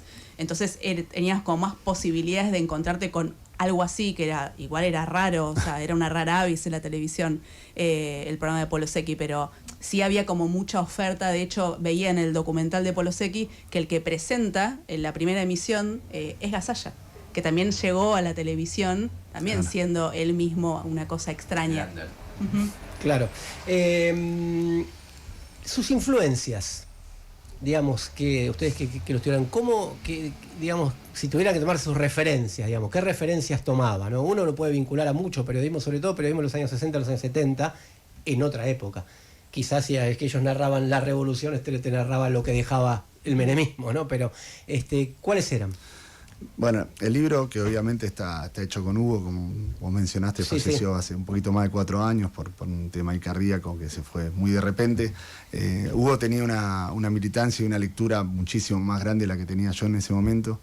Y lo que hizo y lo que nosotros intentamos hacer con Subestada justamente tiene que ver con esta idea de lo que armó, si se quiere, era como nuestro homenaje. Como no sabíamos hacer televisión y empezábamos con nuestras primeras armas en el periodismo gráfico, empezar a hacer algo parecido a lo que hacía Polo Secchi. Entonces, las influencias para nosotros y lo que la gente, digamos, con quienes nosotros nos sentíamos hermanados era con Osvaldo Bayer. Obviamente era si se quiere, un periodista y fue un amigo nuestro, alguien que nos abrió la puerta de su casa como a tantos otros, cuando no nos conocía nadie. Andrés Rivera como escritor también fue un acompañante muy grande de Subestada, bueno, con Eduardo Galeano. Esas entrevistas que aparecían en el principio, decían, mira, ¿quién entrevistó de Subestada? Andrés Rivera está en Subestada, vamos todos ya. Y era el mecanismo de llamar a veces por viste, no sé, agarraba la guía y llamabas y te daban bola, y de repente yo creo que es eso, cuando uno va creciendo te das cuenta de cuando ves a gente más joven con ganas y con ganas de hacer cosas, le abrís la puerta. Y justamente, bueno, depende a quiénes, ¿no? Obviamente gente como Bayer, Galeano, eran gente que tenían otro tipo de mirada. Preferían quizás no salir en una nota en Clarín, pero preferían darle una revista de blanco y negro, una entrevista. Así que nuestros referentes ahí, bueno, obviamente de las generaciones pasadas, tanto Haroldo Conti como Jorge Ricardo Massetti, son referencias. Y en cuanto a revistas, la revista Crisis fue como el sueño de nosotros de hacer algo parecido a... Claro. Y volviendo al tema de Polo, había algo... porque parece todo como él se sentaba a charlar, digamos, ¿no? Se juntaba en un bar, se sentaba a charlar y de ahí salía el programa. Pero había una preparación narrativa, había una forma también de decir, voy a poner la cámara a la misma altura del entrevistado, no me voy a poner de ningún momento por arriba, como vos decías un poco en el costado. Había toda una estética también para que ese producto sea así, ¿no? Sí, hay Claudio Beiza, que fue el camarógrafo, era gente que muchos decían que lo primero que hacían era trabajar en eventos sociales. Entonces, cuando salieron a hacer algo por fuera de un salón, con una mirada muy de cine, con los colores como muy, muy predominantes, tenían, si se quiere, hay tomas en las cuales quizás están mirando a un costado, o hay programas, por ejemplo, que está charlando Polo con alguien que vive en la calle arriba de un árbol, y la cámara está como súper de lejos. Tenía una mirada, eso, muy, si se quiere, muy, muy de cine lo que hacían. Y periodísticamente sí estaba en claro eso, de que Polo no era el protagonista y que tenía que aparecer cada tanto algún insert, pero que se respetaba la cadencia del otro, del entrevistado, de la temática, y la investigación periodística que hacían era impresionante, porque trabajaban en 4 programas en conjunto y había 4 investigadores periodísticos. Entonces, todos los que Polo iba a hacer una entrevista ya habían sido entrevistados por 1 o 2 personas, tenía todo un registro de por dónde ir, pero bueno, a veces en la entrevista también aparece la magia de agarraste una mirada, agarraste una palabra y fuiste por ahí, y quizás los investigadores periodísticos nos decían, nosotros teníamos que el tipo iba a hablar de tal cosa o tal otra, y Polo agarró y se lo llevó por otro lado y cambió la estética del programa.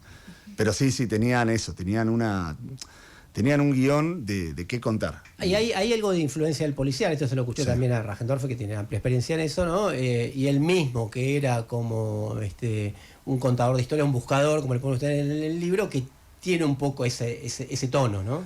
Sí, además también en esa época se lo confundía, había un periodista español que hacía entrevistas y como que hablaba despacio y pensaban de que era por ahí Jesús Quintero, y pensaba todo el mundo, esto, el perro verde era como una especie de homenaje de Polo, y nada que ver, era otra cosa lo que hacía.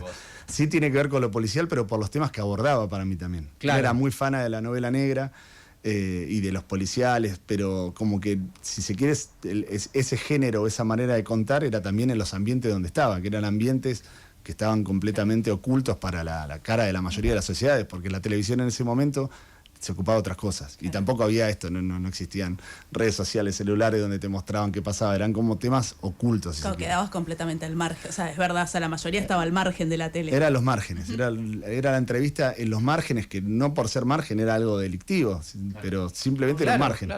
Claro. No por ser así sería oscuro, diría Sofovich. Claro. Me mató que diga que fue y se guardó el nombre del programa. Es espectacular, buenísimo. Pensando en el presente, fantaseando, ya sé que es una pregunta que puede ser medio tonta, pero ¿dónde estaría buscando Polo cosas hoy? Y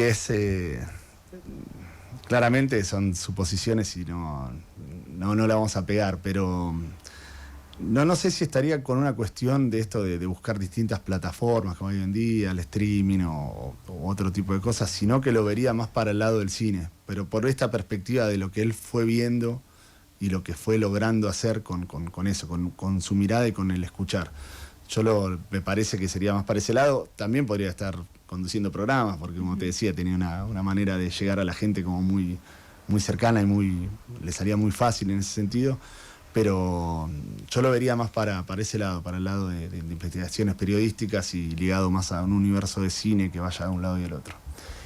Bien, el libro se llama Polo, el buscador, lo escribieron Ignacio Portela y Hugo Montero. El recuerdo siempre con cariño para Hugo, me lo crucé después durante varias veces. Yo los conozco a ellos desde que estaba en Loma de Zamora también militando en Cómo le iba mejor a ellos que a nosotros, es decir la verdad.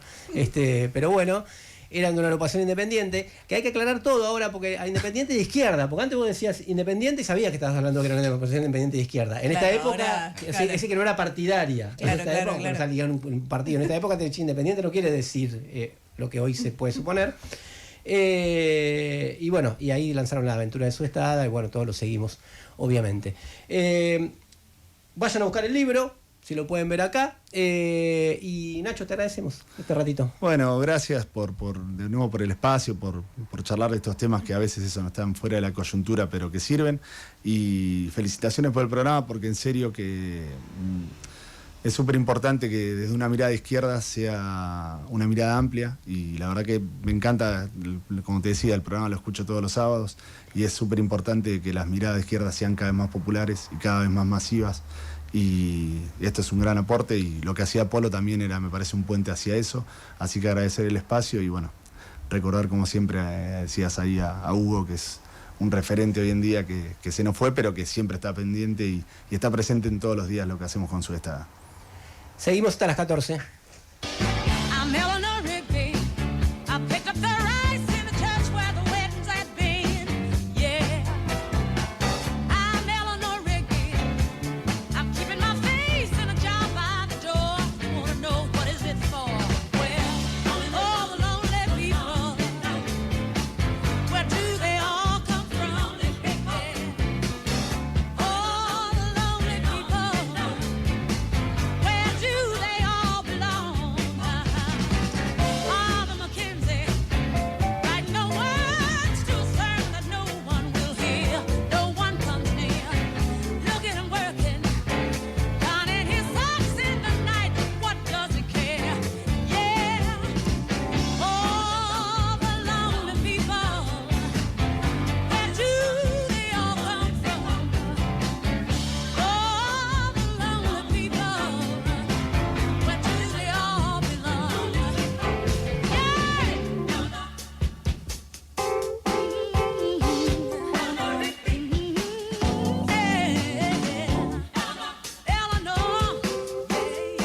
Bueno, hola, soy Marisa y tengo que confesar algo terrible, lo boté a De la Rúa.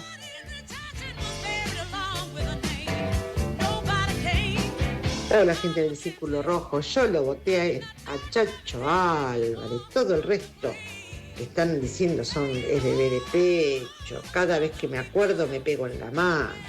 Soy Anita de Pompeya, 937 termina mi documento.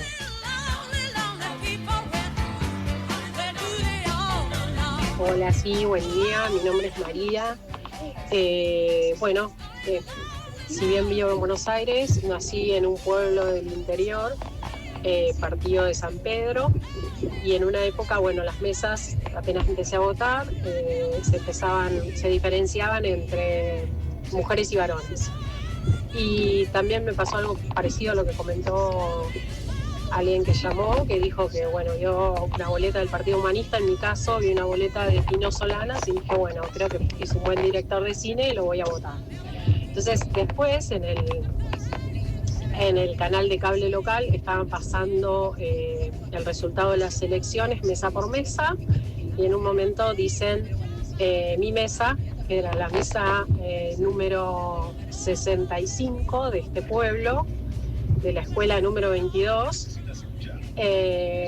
mesa mujeres 65, un voto que evidentemente había sido el mío. Me sentí bastante contenta porque dije, por lo menos no hubo fraude. Hola chiques, sí, también voté a Lilita antes de que se volviera de derecha. Ajá. Pero el voto, Lilita. no sé si vergonzante, pero que el más que me arrepiento con todo el corazón por lo que se convirtió después fue en el 2015 a Stolbizer. Así que mañana como ensalada rusa. Muy guiño, bien. guiño. Buen menú, muy buen menú. Yo la puedo gastar, viste que Stolbizer te mira. Yo soy medio estrábico, tengo autoridad. Que te mira medio así, no se sabe muy bien. Stolbizer. Me mató lo de que en el canal del pueblo pasaban mesa por mesa. Un voto, claro, era re fácil. Esta es la de la otra cuadra. Sí, claro. Muy bien, espectacular. Bueno, ahí se puede saber, obviamente, tienen un focus inmediatamente ahí. Bueno, muy bien. Mucha gente saludando la entrevista. Vayan a buscar el libro ahí sobre Polosecchi. Y ahora tenemos que seguir hablando del día después. Mañana hay elecciones. Ustedes sabían que hay elecciones, ¿no? Mañana hay elecciones. ¿Hay elecciones mañana? ¿Hay que ir a votar? Sí, pero ustedes, yo todavía saben cómo es bien, cómo hay que marcar todo, porque uno se queda como. Creo que yo soy el politizado que lo sé hasta último momento. Y a las 11 de la noche del sábado, che, ¿cómo era para votar mañana? ¿Puedo llevar mi virome? Yo sé que en la del pelado Violeta hay que marcar el pelado. Por favor, no, que venimos de muy arriba. Sí, no nos hagas esto, no nos hagas esto. Bueno, bien. Y lo que estamos hablando, porque hay veces no se puede decir a quién se va a votar mañana, qué sé yo qué. Obvio que no. Obvio que no. es de lo que puede pasar después. Y una de las cosas que tiene muchas ganas que pase este gobierno, y no solo este gobierno, muchos aliados de este gobierno y otros tantos, es, hacer finalmente una reforma laboral hasta el final, porque hay muchos avances de la reforma laboral, pero quieren mucho más, Augusto. Sí, Fernando, mira, esta semana se presentó ante la Comisión de Presupuesto del Congreso Nacional el secretario de Trabajo, que es Julio Cordero, ¿no? Un hombre de Techín, hemos hablado en algún momento de este... Sí, el de ¿para qué quieren tanto tiempo libre? Claro. Exactamente, en alguna comparecencia ante el Congreso en algún momento también dijo eso, ¿no? De extender la jornada laboral, ¿qué tiene de malo trabajar? Claro. Decía el tipo. ¿Qué van a hacer? Dice. La pasás bomba en el laburo. Claro, bueno, lo que fue a hacer esta vez fue a poner algunos ejes de la reforma laboral que adelantó que quieren impulsar desde el gobierno para antes de fin de año, ¿no? Mira. Bueno, también estuvo el secretario de Desregulación, Alejandro Cacase, qué apellido, del equipo de Sturzenegger, que fue más preciso y él adelantó que están preparando otro paquetazo de medidas en lo que sería una ley bases 2, que además resaltó que está discutiéndose con el llamado Consejo de Mayo, ¿no? Donde el gobierno de Milei busca consensos, digamos, con gobernadores, cámaras empresariales y sectores del sindicalismo, ¿no? Bueno, todo el tiempo vuelve la discusión de la reforma laboral, pero yo creo que lo que va variando un poco es la forma concreta, ¿no? Que dicen que podría ir adoptando. Pero llamativamente lo que yo veo siempre es que las medidas siempre apuntan a recortar o anular derechos laborales, ¿no? Nunca es ampliar derechos laborales.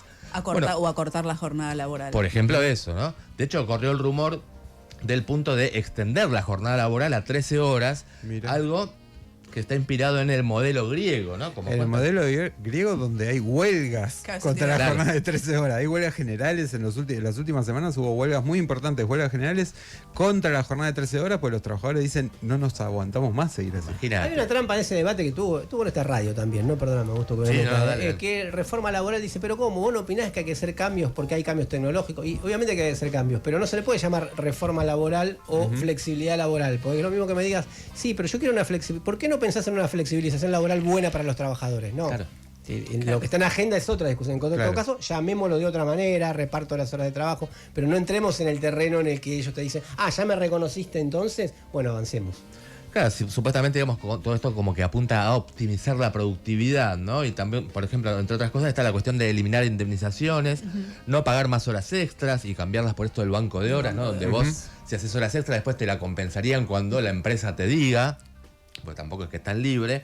O, por ejemplo, flexibilizar el sistema de vacaciones, ¿no? De asignación de vacaciones, para que directamente las elija tu empleador, ¿no? En la fecha que le parezca, de la forma que le parezca, bueno, todo así. Súper práctico para ser organización de tu vida. Sonaba también eso del salario... eso fue increíble, salario flexible. Salario flexible. Eso vamos a hablar ahora, perdón. Digamos, ya con todos estos rumores, como que pasó el papá de Luis Miguel y dijo que le parece un poco esclavistas todas estas medidas, ¿no? Se conocen, vieron la serie de Luis Miguel, bueno, se van a entender. En el Congreso, Julio Cordero no mencionó estas medidas en concreto, pero sí agregó otras, ¿no? Por un lado, la negociación de... Papá de Luis Miguel. La referencia del papá de Luis Miguel. Igual estuviste bien. Perdón. Nos reímos, estuvo bien, estuvo muy bien. Bueno, tenían, pobre Luisito. Bueno, por un lado lo que está es la negociación de convenios por empresa en lugar de convenios por rama de actividad, ¿no? Y lo otro, quizás lo más novedoso, es esto del salario dinámico, ¿no? Bueno, ¿qué es esto del salario dinámico? Hijo de puta que somos ponerle voto. Perdón, por ponerle nombre. Pero madera, bueno. Escuchen cómo es una especie de diferenciación de salarios que las empresas podrían establecer prácticamente negociando el salario con cada individuo, ¿no? En base a parámetros como el mérito, que sería el mérito, bueno, lo evalúa cada empresa, mérito de cada empleado y la productividad individual de cada persona. Así que, bueno, prácticamente medio que es directamente diluir o que no haya más asociación sindical. Sí, cuanto más te esclavices vos mismo, por ahí te pagan un poco, por ahí. No es a voluntad de las empresas. Bueno, ante esta declaración de intenciones podríamos pensar que el mundo sindical está por lo menos como en estado de alerta, ¿no? Pero bueno, aunque desde la CGT plantearon, ¿no?, que estas cuestiones como que se tienen que discutir en el Consejo de Mayo, como van a estar hablando ahora, escuchemos del propio secretario de Trabajo del gobierno de Milei cómo evalúa el rol de la CGT en estas instancias de discusión. A ver. Ustedes ven que verdaderamente en la sociedad se ha logrado una paz social que resulta muy encomiable desde el punto de vista sindical, y realmente esto es fruto de las mesas de diálogo. En cuanto al desarrollo propiamente de la reforma, que también se había mencionado, claramente la reforma apunta a la generación de trabajo y a y que el trabajo sea formal. Bueno, era la voz de Julio Cordero, secretario de Trabajo del gobierno de Milei, prácticamente elogiando a la CGT por la paz social que está sosteniendo, ¿no? Fue muy y claro. La verdad que gran favor le está haciendo al gobierno de Milei.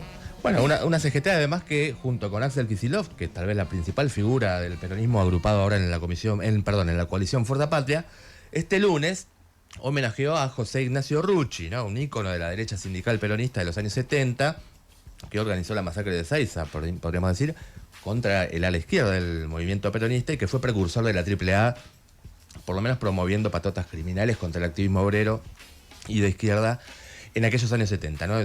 Digamos, como que es todo un mensaje de la CGT y junto con Kicillof que hayan confluido en esta reivindicación a Rucci, y encima el 20 de octubre, ¿no? Fue el aniversario, los 15 años del asesinato de Mariano Ferreira a manos de una patota de la Unión Ferroviaria.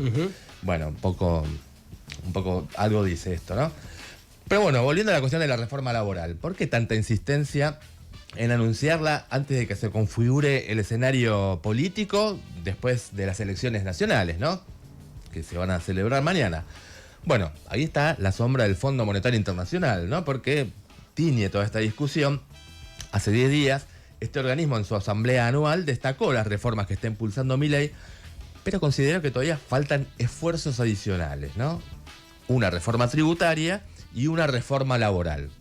Así que están tocando la música que quiere escuchar el Fondo Monetario, ¿no? Con esto de insistir tanto en la reforma. Bueno, el fundamento, tanto del gobierno como del Fondo Monetario, y que aceptan las dirigencias burocráticas de los grandes gremios, es que sería necesaria, un poco lo que decías vos recién, Fernando, una modernización de las leyes laborales, digamos, que facilite la contratación a las empresas para que haya trabajo, ¿no? Eso como que es el trasfondo, ese es el fundamento, es la excusa, ¿no? Yo me puse a ver datos. Y formal. Y era formal, supuestamente. Que haya trabajo y trabajo formal, digamos, ¿no? O sea, en blanco. Cosa que se viene demostrando en los hechos, que cuanto más flexibilización, más aumenta el trabajo. O sea, que los datos no te dan, digamos, pero bueno. No te dan, y algo más, ¿no? Porque también estuve buscando datos. En Argentina hay 600.000 empresas empleadoras, ¿no? Hay pymes la mayoría, pero después están las grandes empleadoras, que son las que más dan trabajo, supuestamente. Hay 12 millones de empleados registrados y 9 millones de empleados no registrados, empleados y empleadas. Porque una reforma favorable, supuestamente, solamente a menos de medio millón de empresarios, tendría resultados como buenos para 21 millones de personas que van a ver afectados sus derechos laborales. O sea, la cuenta evidentemente favorece a una minoría, no a una mayoría. Bueno, son enigmas, ¿no? Que los cálculos exitosos del Fondo Monetario Internacional y sus gobiernos aliados hasta el momento no pueden explicar. Muy bien, reforma laboral, todavía queda un ratito, es un tema que desde el lunes va a estar en discusión seguramente, todavía queda un rato, Piratas en el Caribe, sigan mandando sus mensajes hasta las 14, digo esto es lo que va a hablar Diego en un ratito, sigan mandando sus mensajes que, bueno, todavía pueden ganar premios.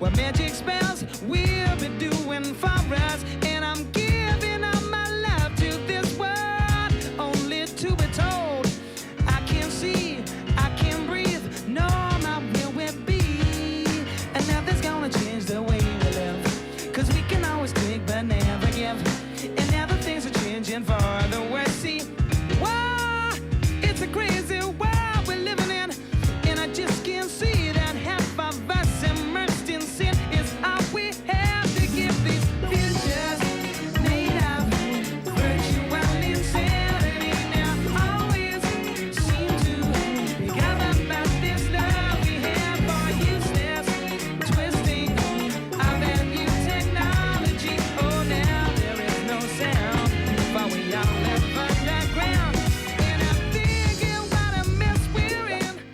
Yo desde la primera vez que voté en 2015 votaba religiosamente a Cambiemos. Y hoy me da tanta vergüenza que no me acuerdo si ese voto se mantuvo en 2021 o no. No me acuerdo que voté. Me acuerdo que fui a votar, pero no me acuerdo ni el cuarto oscuro. Y a partir de 2023 me volví un trotskista recalcitrante, línea Chipi Castillo, escuchante del Círculo Rojo. Y en el momento voté al Frepaso, voté a De la Rúa. No por De la Rúa. En ese momento yo no era ni de derecha ni de izquierda, era un quilombo en mi cabeza. Pero era por Chacho Álvarez, no sé, la Meijide, me daban confianza. Oh, después el otro se fue calladito de la boca. Está bien, se fue, ética, según él, pero dejó todo un tendal atrás, todo. Bueno, ese fue mi voto que me arrepentí, pero tampoco había tantas opciones hasta donde recuerdo. 1983. Lo más de centro que voté. Oscar Allende. Oscar Allende. Ok, el bisonte. Mirá. Bueno, faltaba bien. antes la gente hizo el voto alianza, faltaba el voto alianza. Sí, faltaba el voto alianza, sí, la verdad. obvio, Que no lo votó nadie de la Rúa. De pronto nadie, ¿no? Claro. Vale. Bueno, che, les recuerdo que a quienes están dejando sus muy lindos mensajes al 1553798990 y también a las redes sociales que son @Círculo Rojo 899 en Twitter, en Instagram, en TikTok, en todos lados. Bueno, participan por un par de entradas para la obra Dido y Eneas, una ópera de emergencia donde están Patricia Villanova, Ariel Osiris, Pablo Foladori y Nube, que son parte de este gran elenco que interpreta esta obra. Va a estar en noviembre, el sábado 1, también el jueves 20, siempre a las 20 horas en el Teatro Empire, ahí en Hipólito Yrigoyen 1934 de la ciudad de Buenos Aires. Pero además también hay libros. Por un lado, Planificación o Dependencia, El Desarrollo Nacional de la Calle al Palacio, es de Nahuel Sosa y Pablo Berkovich, en gentileza de Ediciones Futurock. ¿Y de qué trabaja el presidente? Este es para niñeces, es de Graciela Montes y Mario Méndez, con ilustraciones de Penélope Chauvier y es una gentileza del siglo XXI Ediciones. Muy bien, sigan mandando sus mensajes hasta las 14, todavía hay un ratito para llevarse regalos. El Círculo Rojo. WhatsApp 1553798990. Siempre hay una avanzada norteamericana sobre la región, siempre, como se decía y se tiene que decir, su patio trasero busca cómo avanzar, cómo dominar, cómo influenciar, cómo entrometerse, pero en el Caribe está pasando algo un poquito que tiene que ver con esa dinámica, pero un poquito más grave, Diego. Sí, está pasando bastante, es un poquito más grave, como vos decías. Primero vamos a ver, porque está generando una tensión geopolítica muy importante en una zona bastante caliente de nuestra región. Por otro lado, porque hay una injerencia imperial descarada y además se completa esto con asesinatos que es porque Estados Unidos quiere, ¿no? Digamos, todo parece una película, no sé, de principio del siglo XX, o de la época de la colonia. Para nada está ocupando el lugar que merecería un debate, ¿no? Sobre lo que está haciendo Estados Unidos en nuestro continente. No, y más bien lo que está pasando es que se centra el debate en otro lado, se pone el debate en lo que dijo, en lo que pasa en Venezuela, se pone el debate en lo que pasa en Colombia y se naturaliza que de repente Estados Unidos, como pasó, como anunció ayer, mande el principal portaaviones que tiene en su flota, que es un mega portaaviones con 4.000 soldados, con propulsión nuclear, al mar Caribe, enfrente de las costas de Colombia y Venezuela.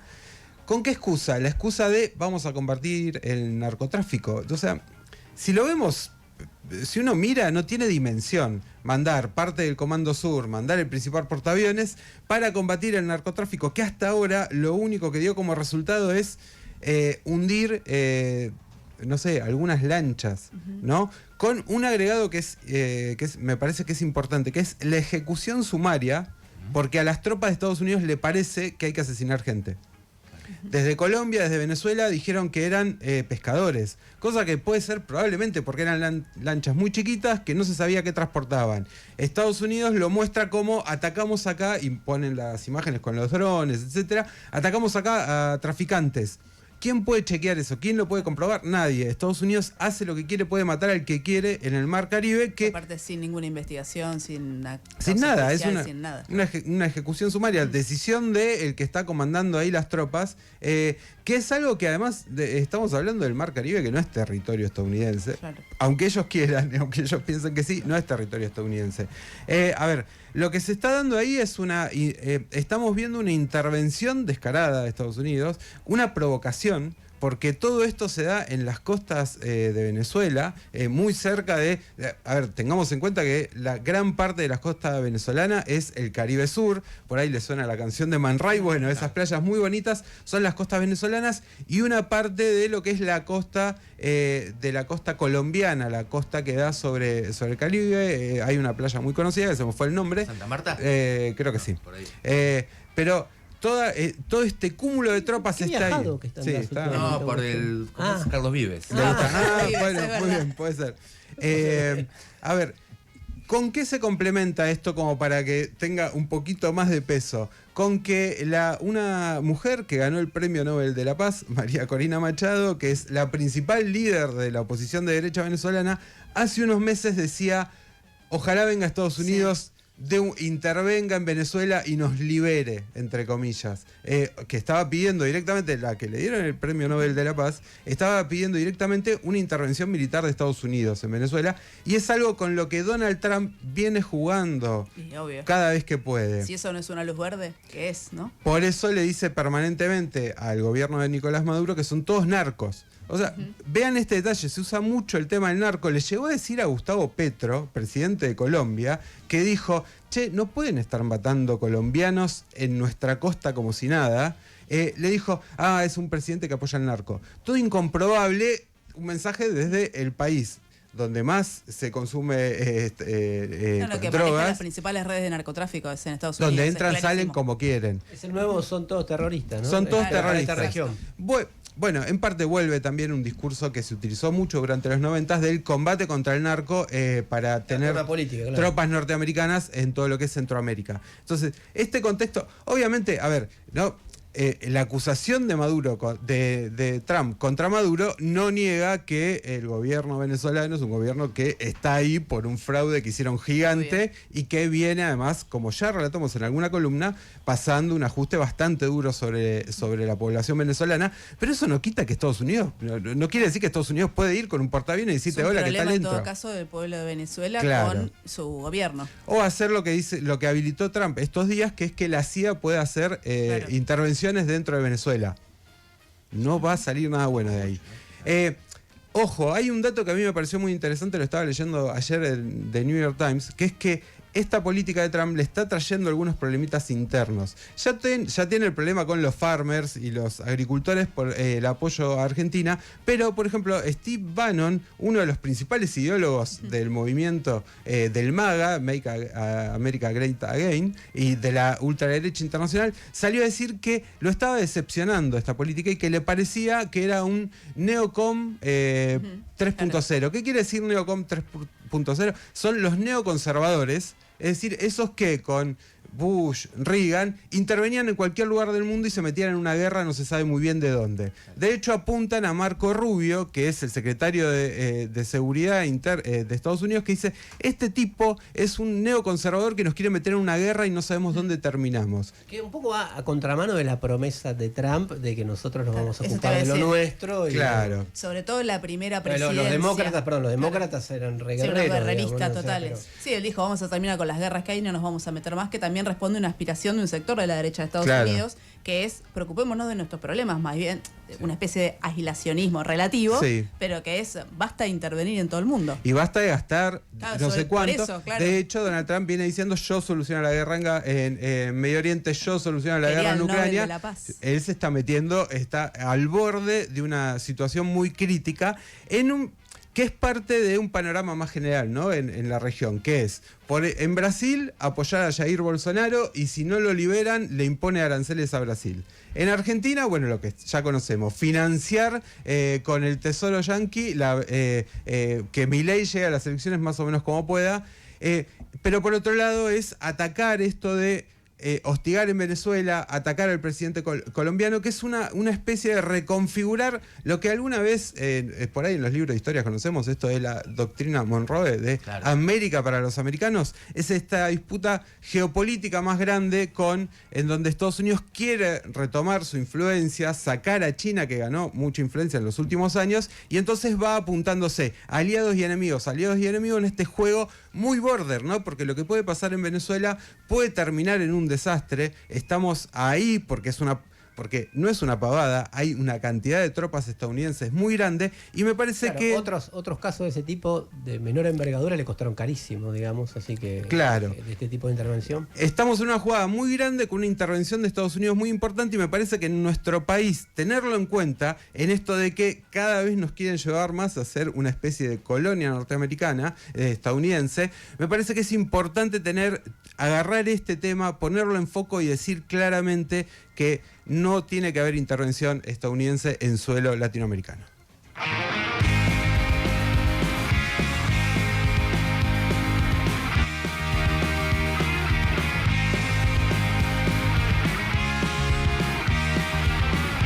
El Círculo Rojo. Fernando Rosso. radiovoz.com.ar. Ayer se fue, tomó sus cosas y se puso a navegar.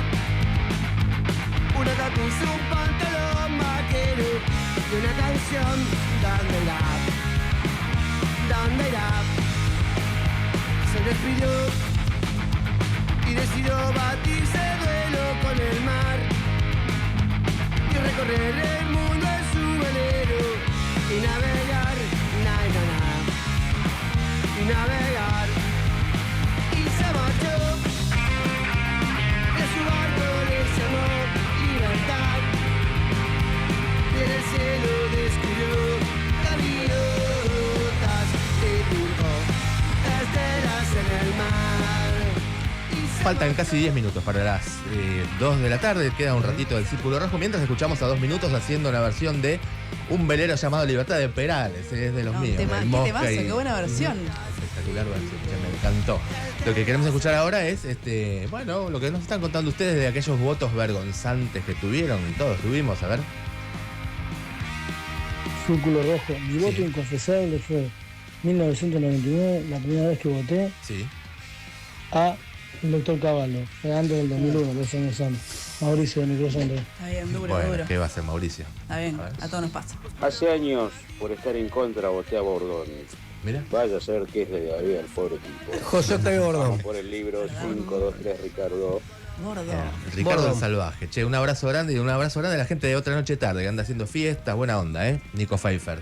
Tenemos uno más, a ver. Tema, el voto fue cuando fueron las elecciones que subía el Patilla y yo hice impugnar la boleta, pero fui futurista porque puse las boletas de Alzogaray y del Patilla juntas para que lo impugnaran. Claro, que se maten entre ellos. Muy bien. Un gobierno. Muy bien. Sí, algo redondo pasa, el Círculo Rojo. Estamos en el Círculo Rojo hasta las 14. Que cierre, me dice acá, me caga pedo, la producción. Bueno, que llegue hasta las 14, mucho más está del re Círculo rebelde. Rojo. Augusto está rebelde hoy, está bien. El Círculo Rojo. Encontranos en Twitter, Facebook e Instagram. El Círculo Rojo 899. Nos queda un ratito todavía y para este fin de semana que va a ir mejorando. Tengo entendido que va a ir mejorando ya para mañana, va a estar de sol, así que van a poder ir a votar tranquilos y tranquilas, pero unas recomendaciones. Sí, bueno, la primera que les quería comentar es una obra del Club Paraíso, que es una especie de cooperativa que produce sus propias obras de teatro, que se llama Intimidad de lo Común, de Silvio Lang. Es una obra donde no hay palabras, pero sí hay mucho diálogo, sobre todo es acción entre los cuerpos. Voy a hacer una aclaración por los dos, por si hay alguien que va, para que vayan avisados. La gente que participa en la obra, que actúa, no que participa, porque el público puede estar vestido, está desnuda. Entonces es algo así como... ¿Toda? Toda.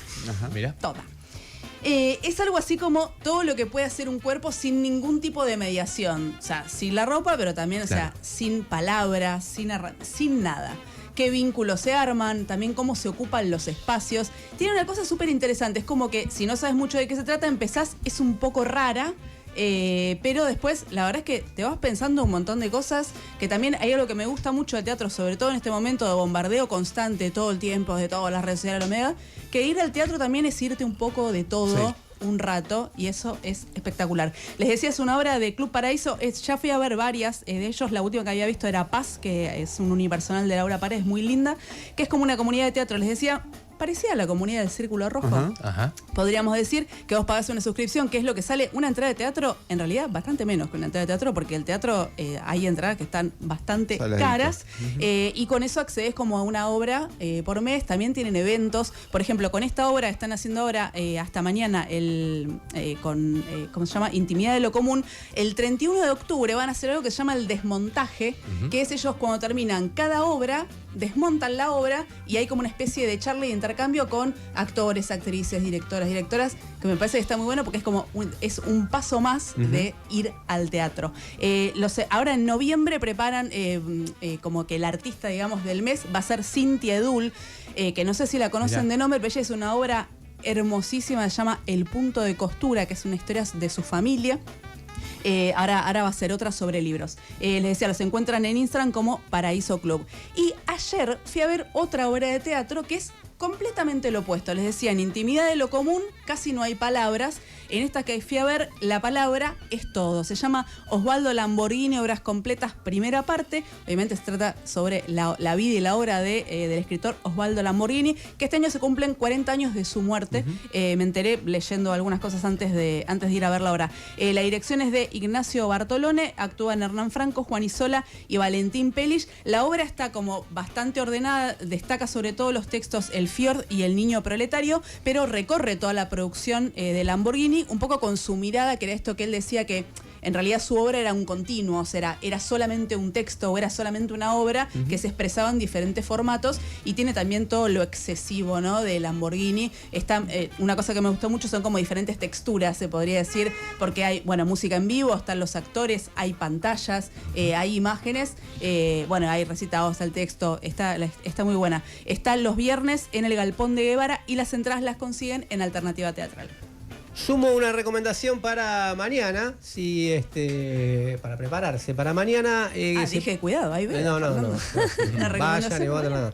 Se publicó hoy en la Diaria de Uruguay un intercambio de ideas sobre qué puede pasar mañana, el lunes, cómo llega el gobierno, que tuve con Pablo Towson, con Gabriela Pepe, que estuvo en algún momento acá, Pablo también creo que estuvo en algún momento, y Sebastián Lacunza, que también pasó por acá por el Círculo Rojo, del diario AR, Letra P y de la consultora de escenarios. Intercambiamos un poco sobre, cómo llega, qué aspira el gobierno, qué es lo que puede pasar el lunes, y se publicó hoy a modo de entrevista en la Diaria de Uruguay. Vayan y busquen si quieren, pasar el tiempo hasta mañana y matar un poco la ansiedad. ¡Cambiame la música!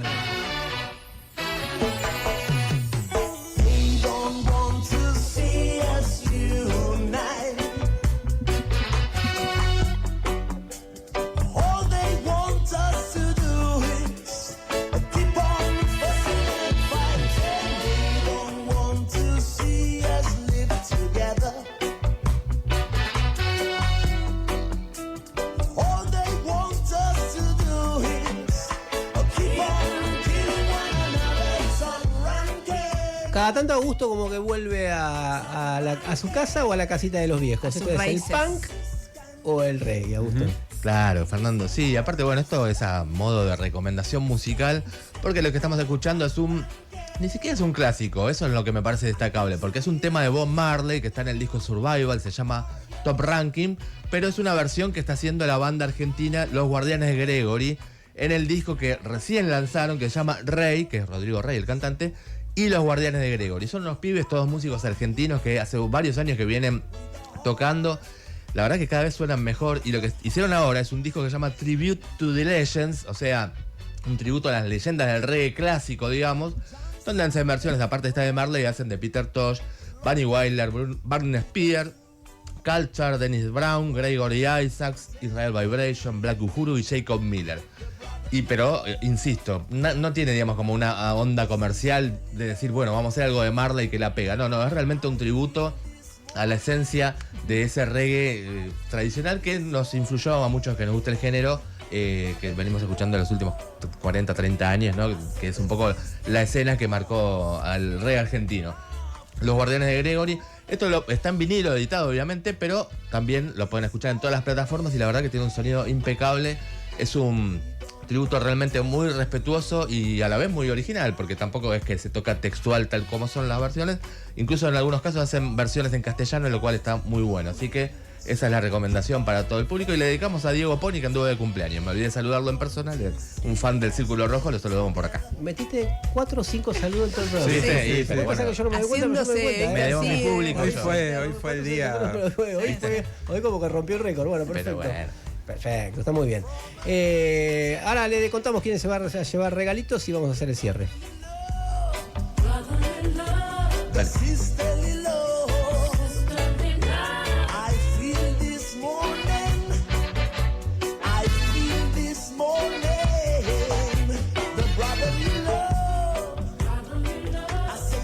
Un último chivito, a ver. Sí, ya que estamos uno más. Estuve invitado al programa La Clase que Mueve el Mundo, que está en el canal de YouTube de La Izquierda Diario, que lo conduce Raúl Godoy con Katy Balaguer. Bueno, un especial de ferroviarios. Estuve con Nahuel González, que es laburante ferroviario del Mitre. Ellos saben, laburan en la línea Roca. Tenemos elecciones ahora el martes a cuerpo delegado. Bueno, por eso estuvimos aprovechando para charlar de la actualidad del ferrocarril y trabajadores y trabajadoras del riel. Bien. Voy agradeciendo mientras Augusto busca quién se lleva los regalos. Sí. Alejandro Barrero en la operación técnica, acá en el piso. Matías Jaibañer en la operación del streaming. Dafne Villalba en las redes de la radio. Diego Estilo, Lía Marconi en la producción y coordinación de aire. Paola Caruso en redes, que estuvo de visita hace poco, para allá se volvió ahora. Y Pablo Bellita de Todo un Tema No para el Círculo Rojo, como todos los sábados. Hay gente que se lleva regalitos. Sí, las entradas para la obra Dido y Eneas son para Matías. Matías, tu DNI termina en 097. La producción se va a comunicar con vos para contarte cómo tenés que hacer. Los libros, ¿De qué trabaja el presidente? Gentileza de Ediciones Siglo XXI, para Iván Gon. Y Planificación o Dependencia de Futurock es para Jonathan. El DNI de Jonathan termina en 513. Podés pasar por acá por la radio, igual la producción te llama. Recuerden que la verdad no solo se cuenta, la verdad se milita. Voten bien. Y se quedan ahora con Martín Massad y... que las hace las pagas. El que las hace las pagas, perdón. Hasta la semana que viene.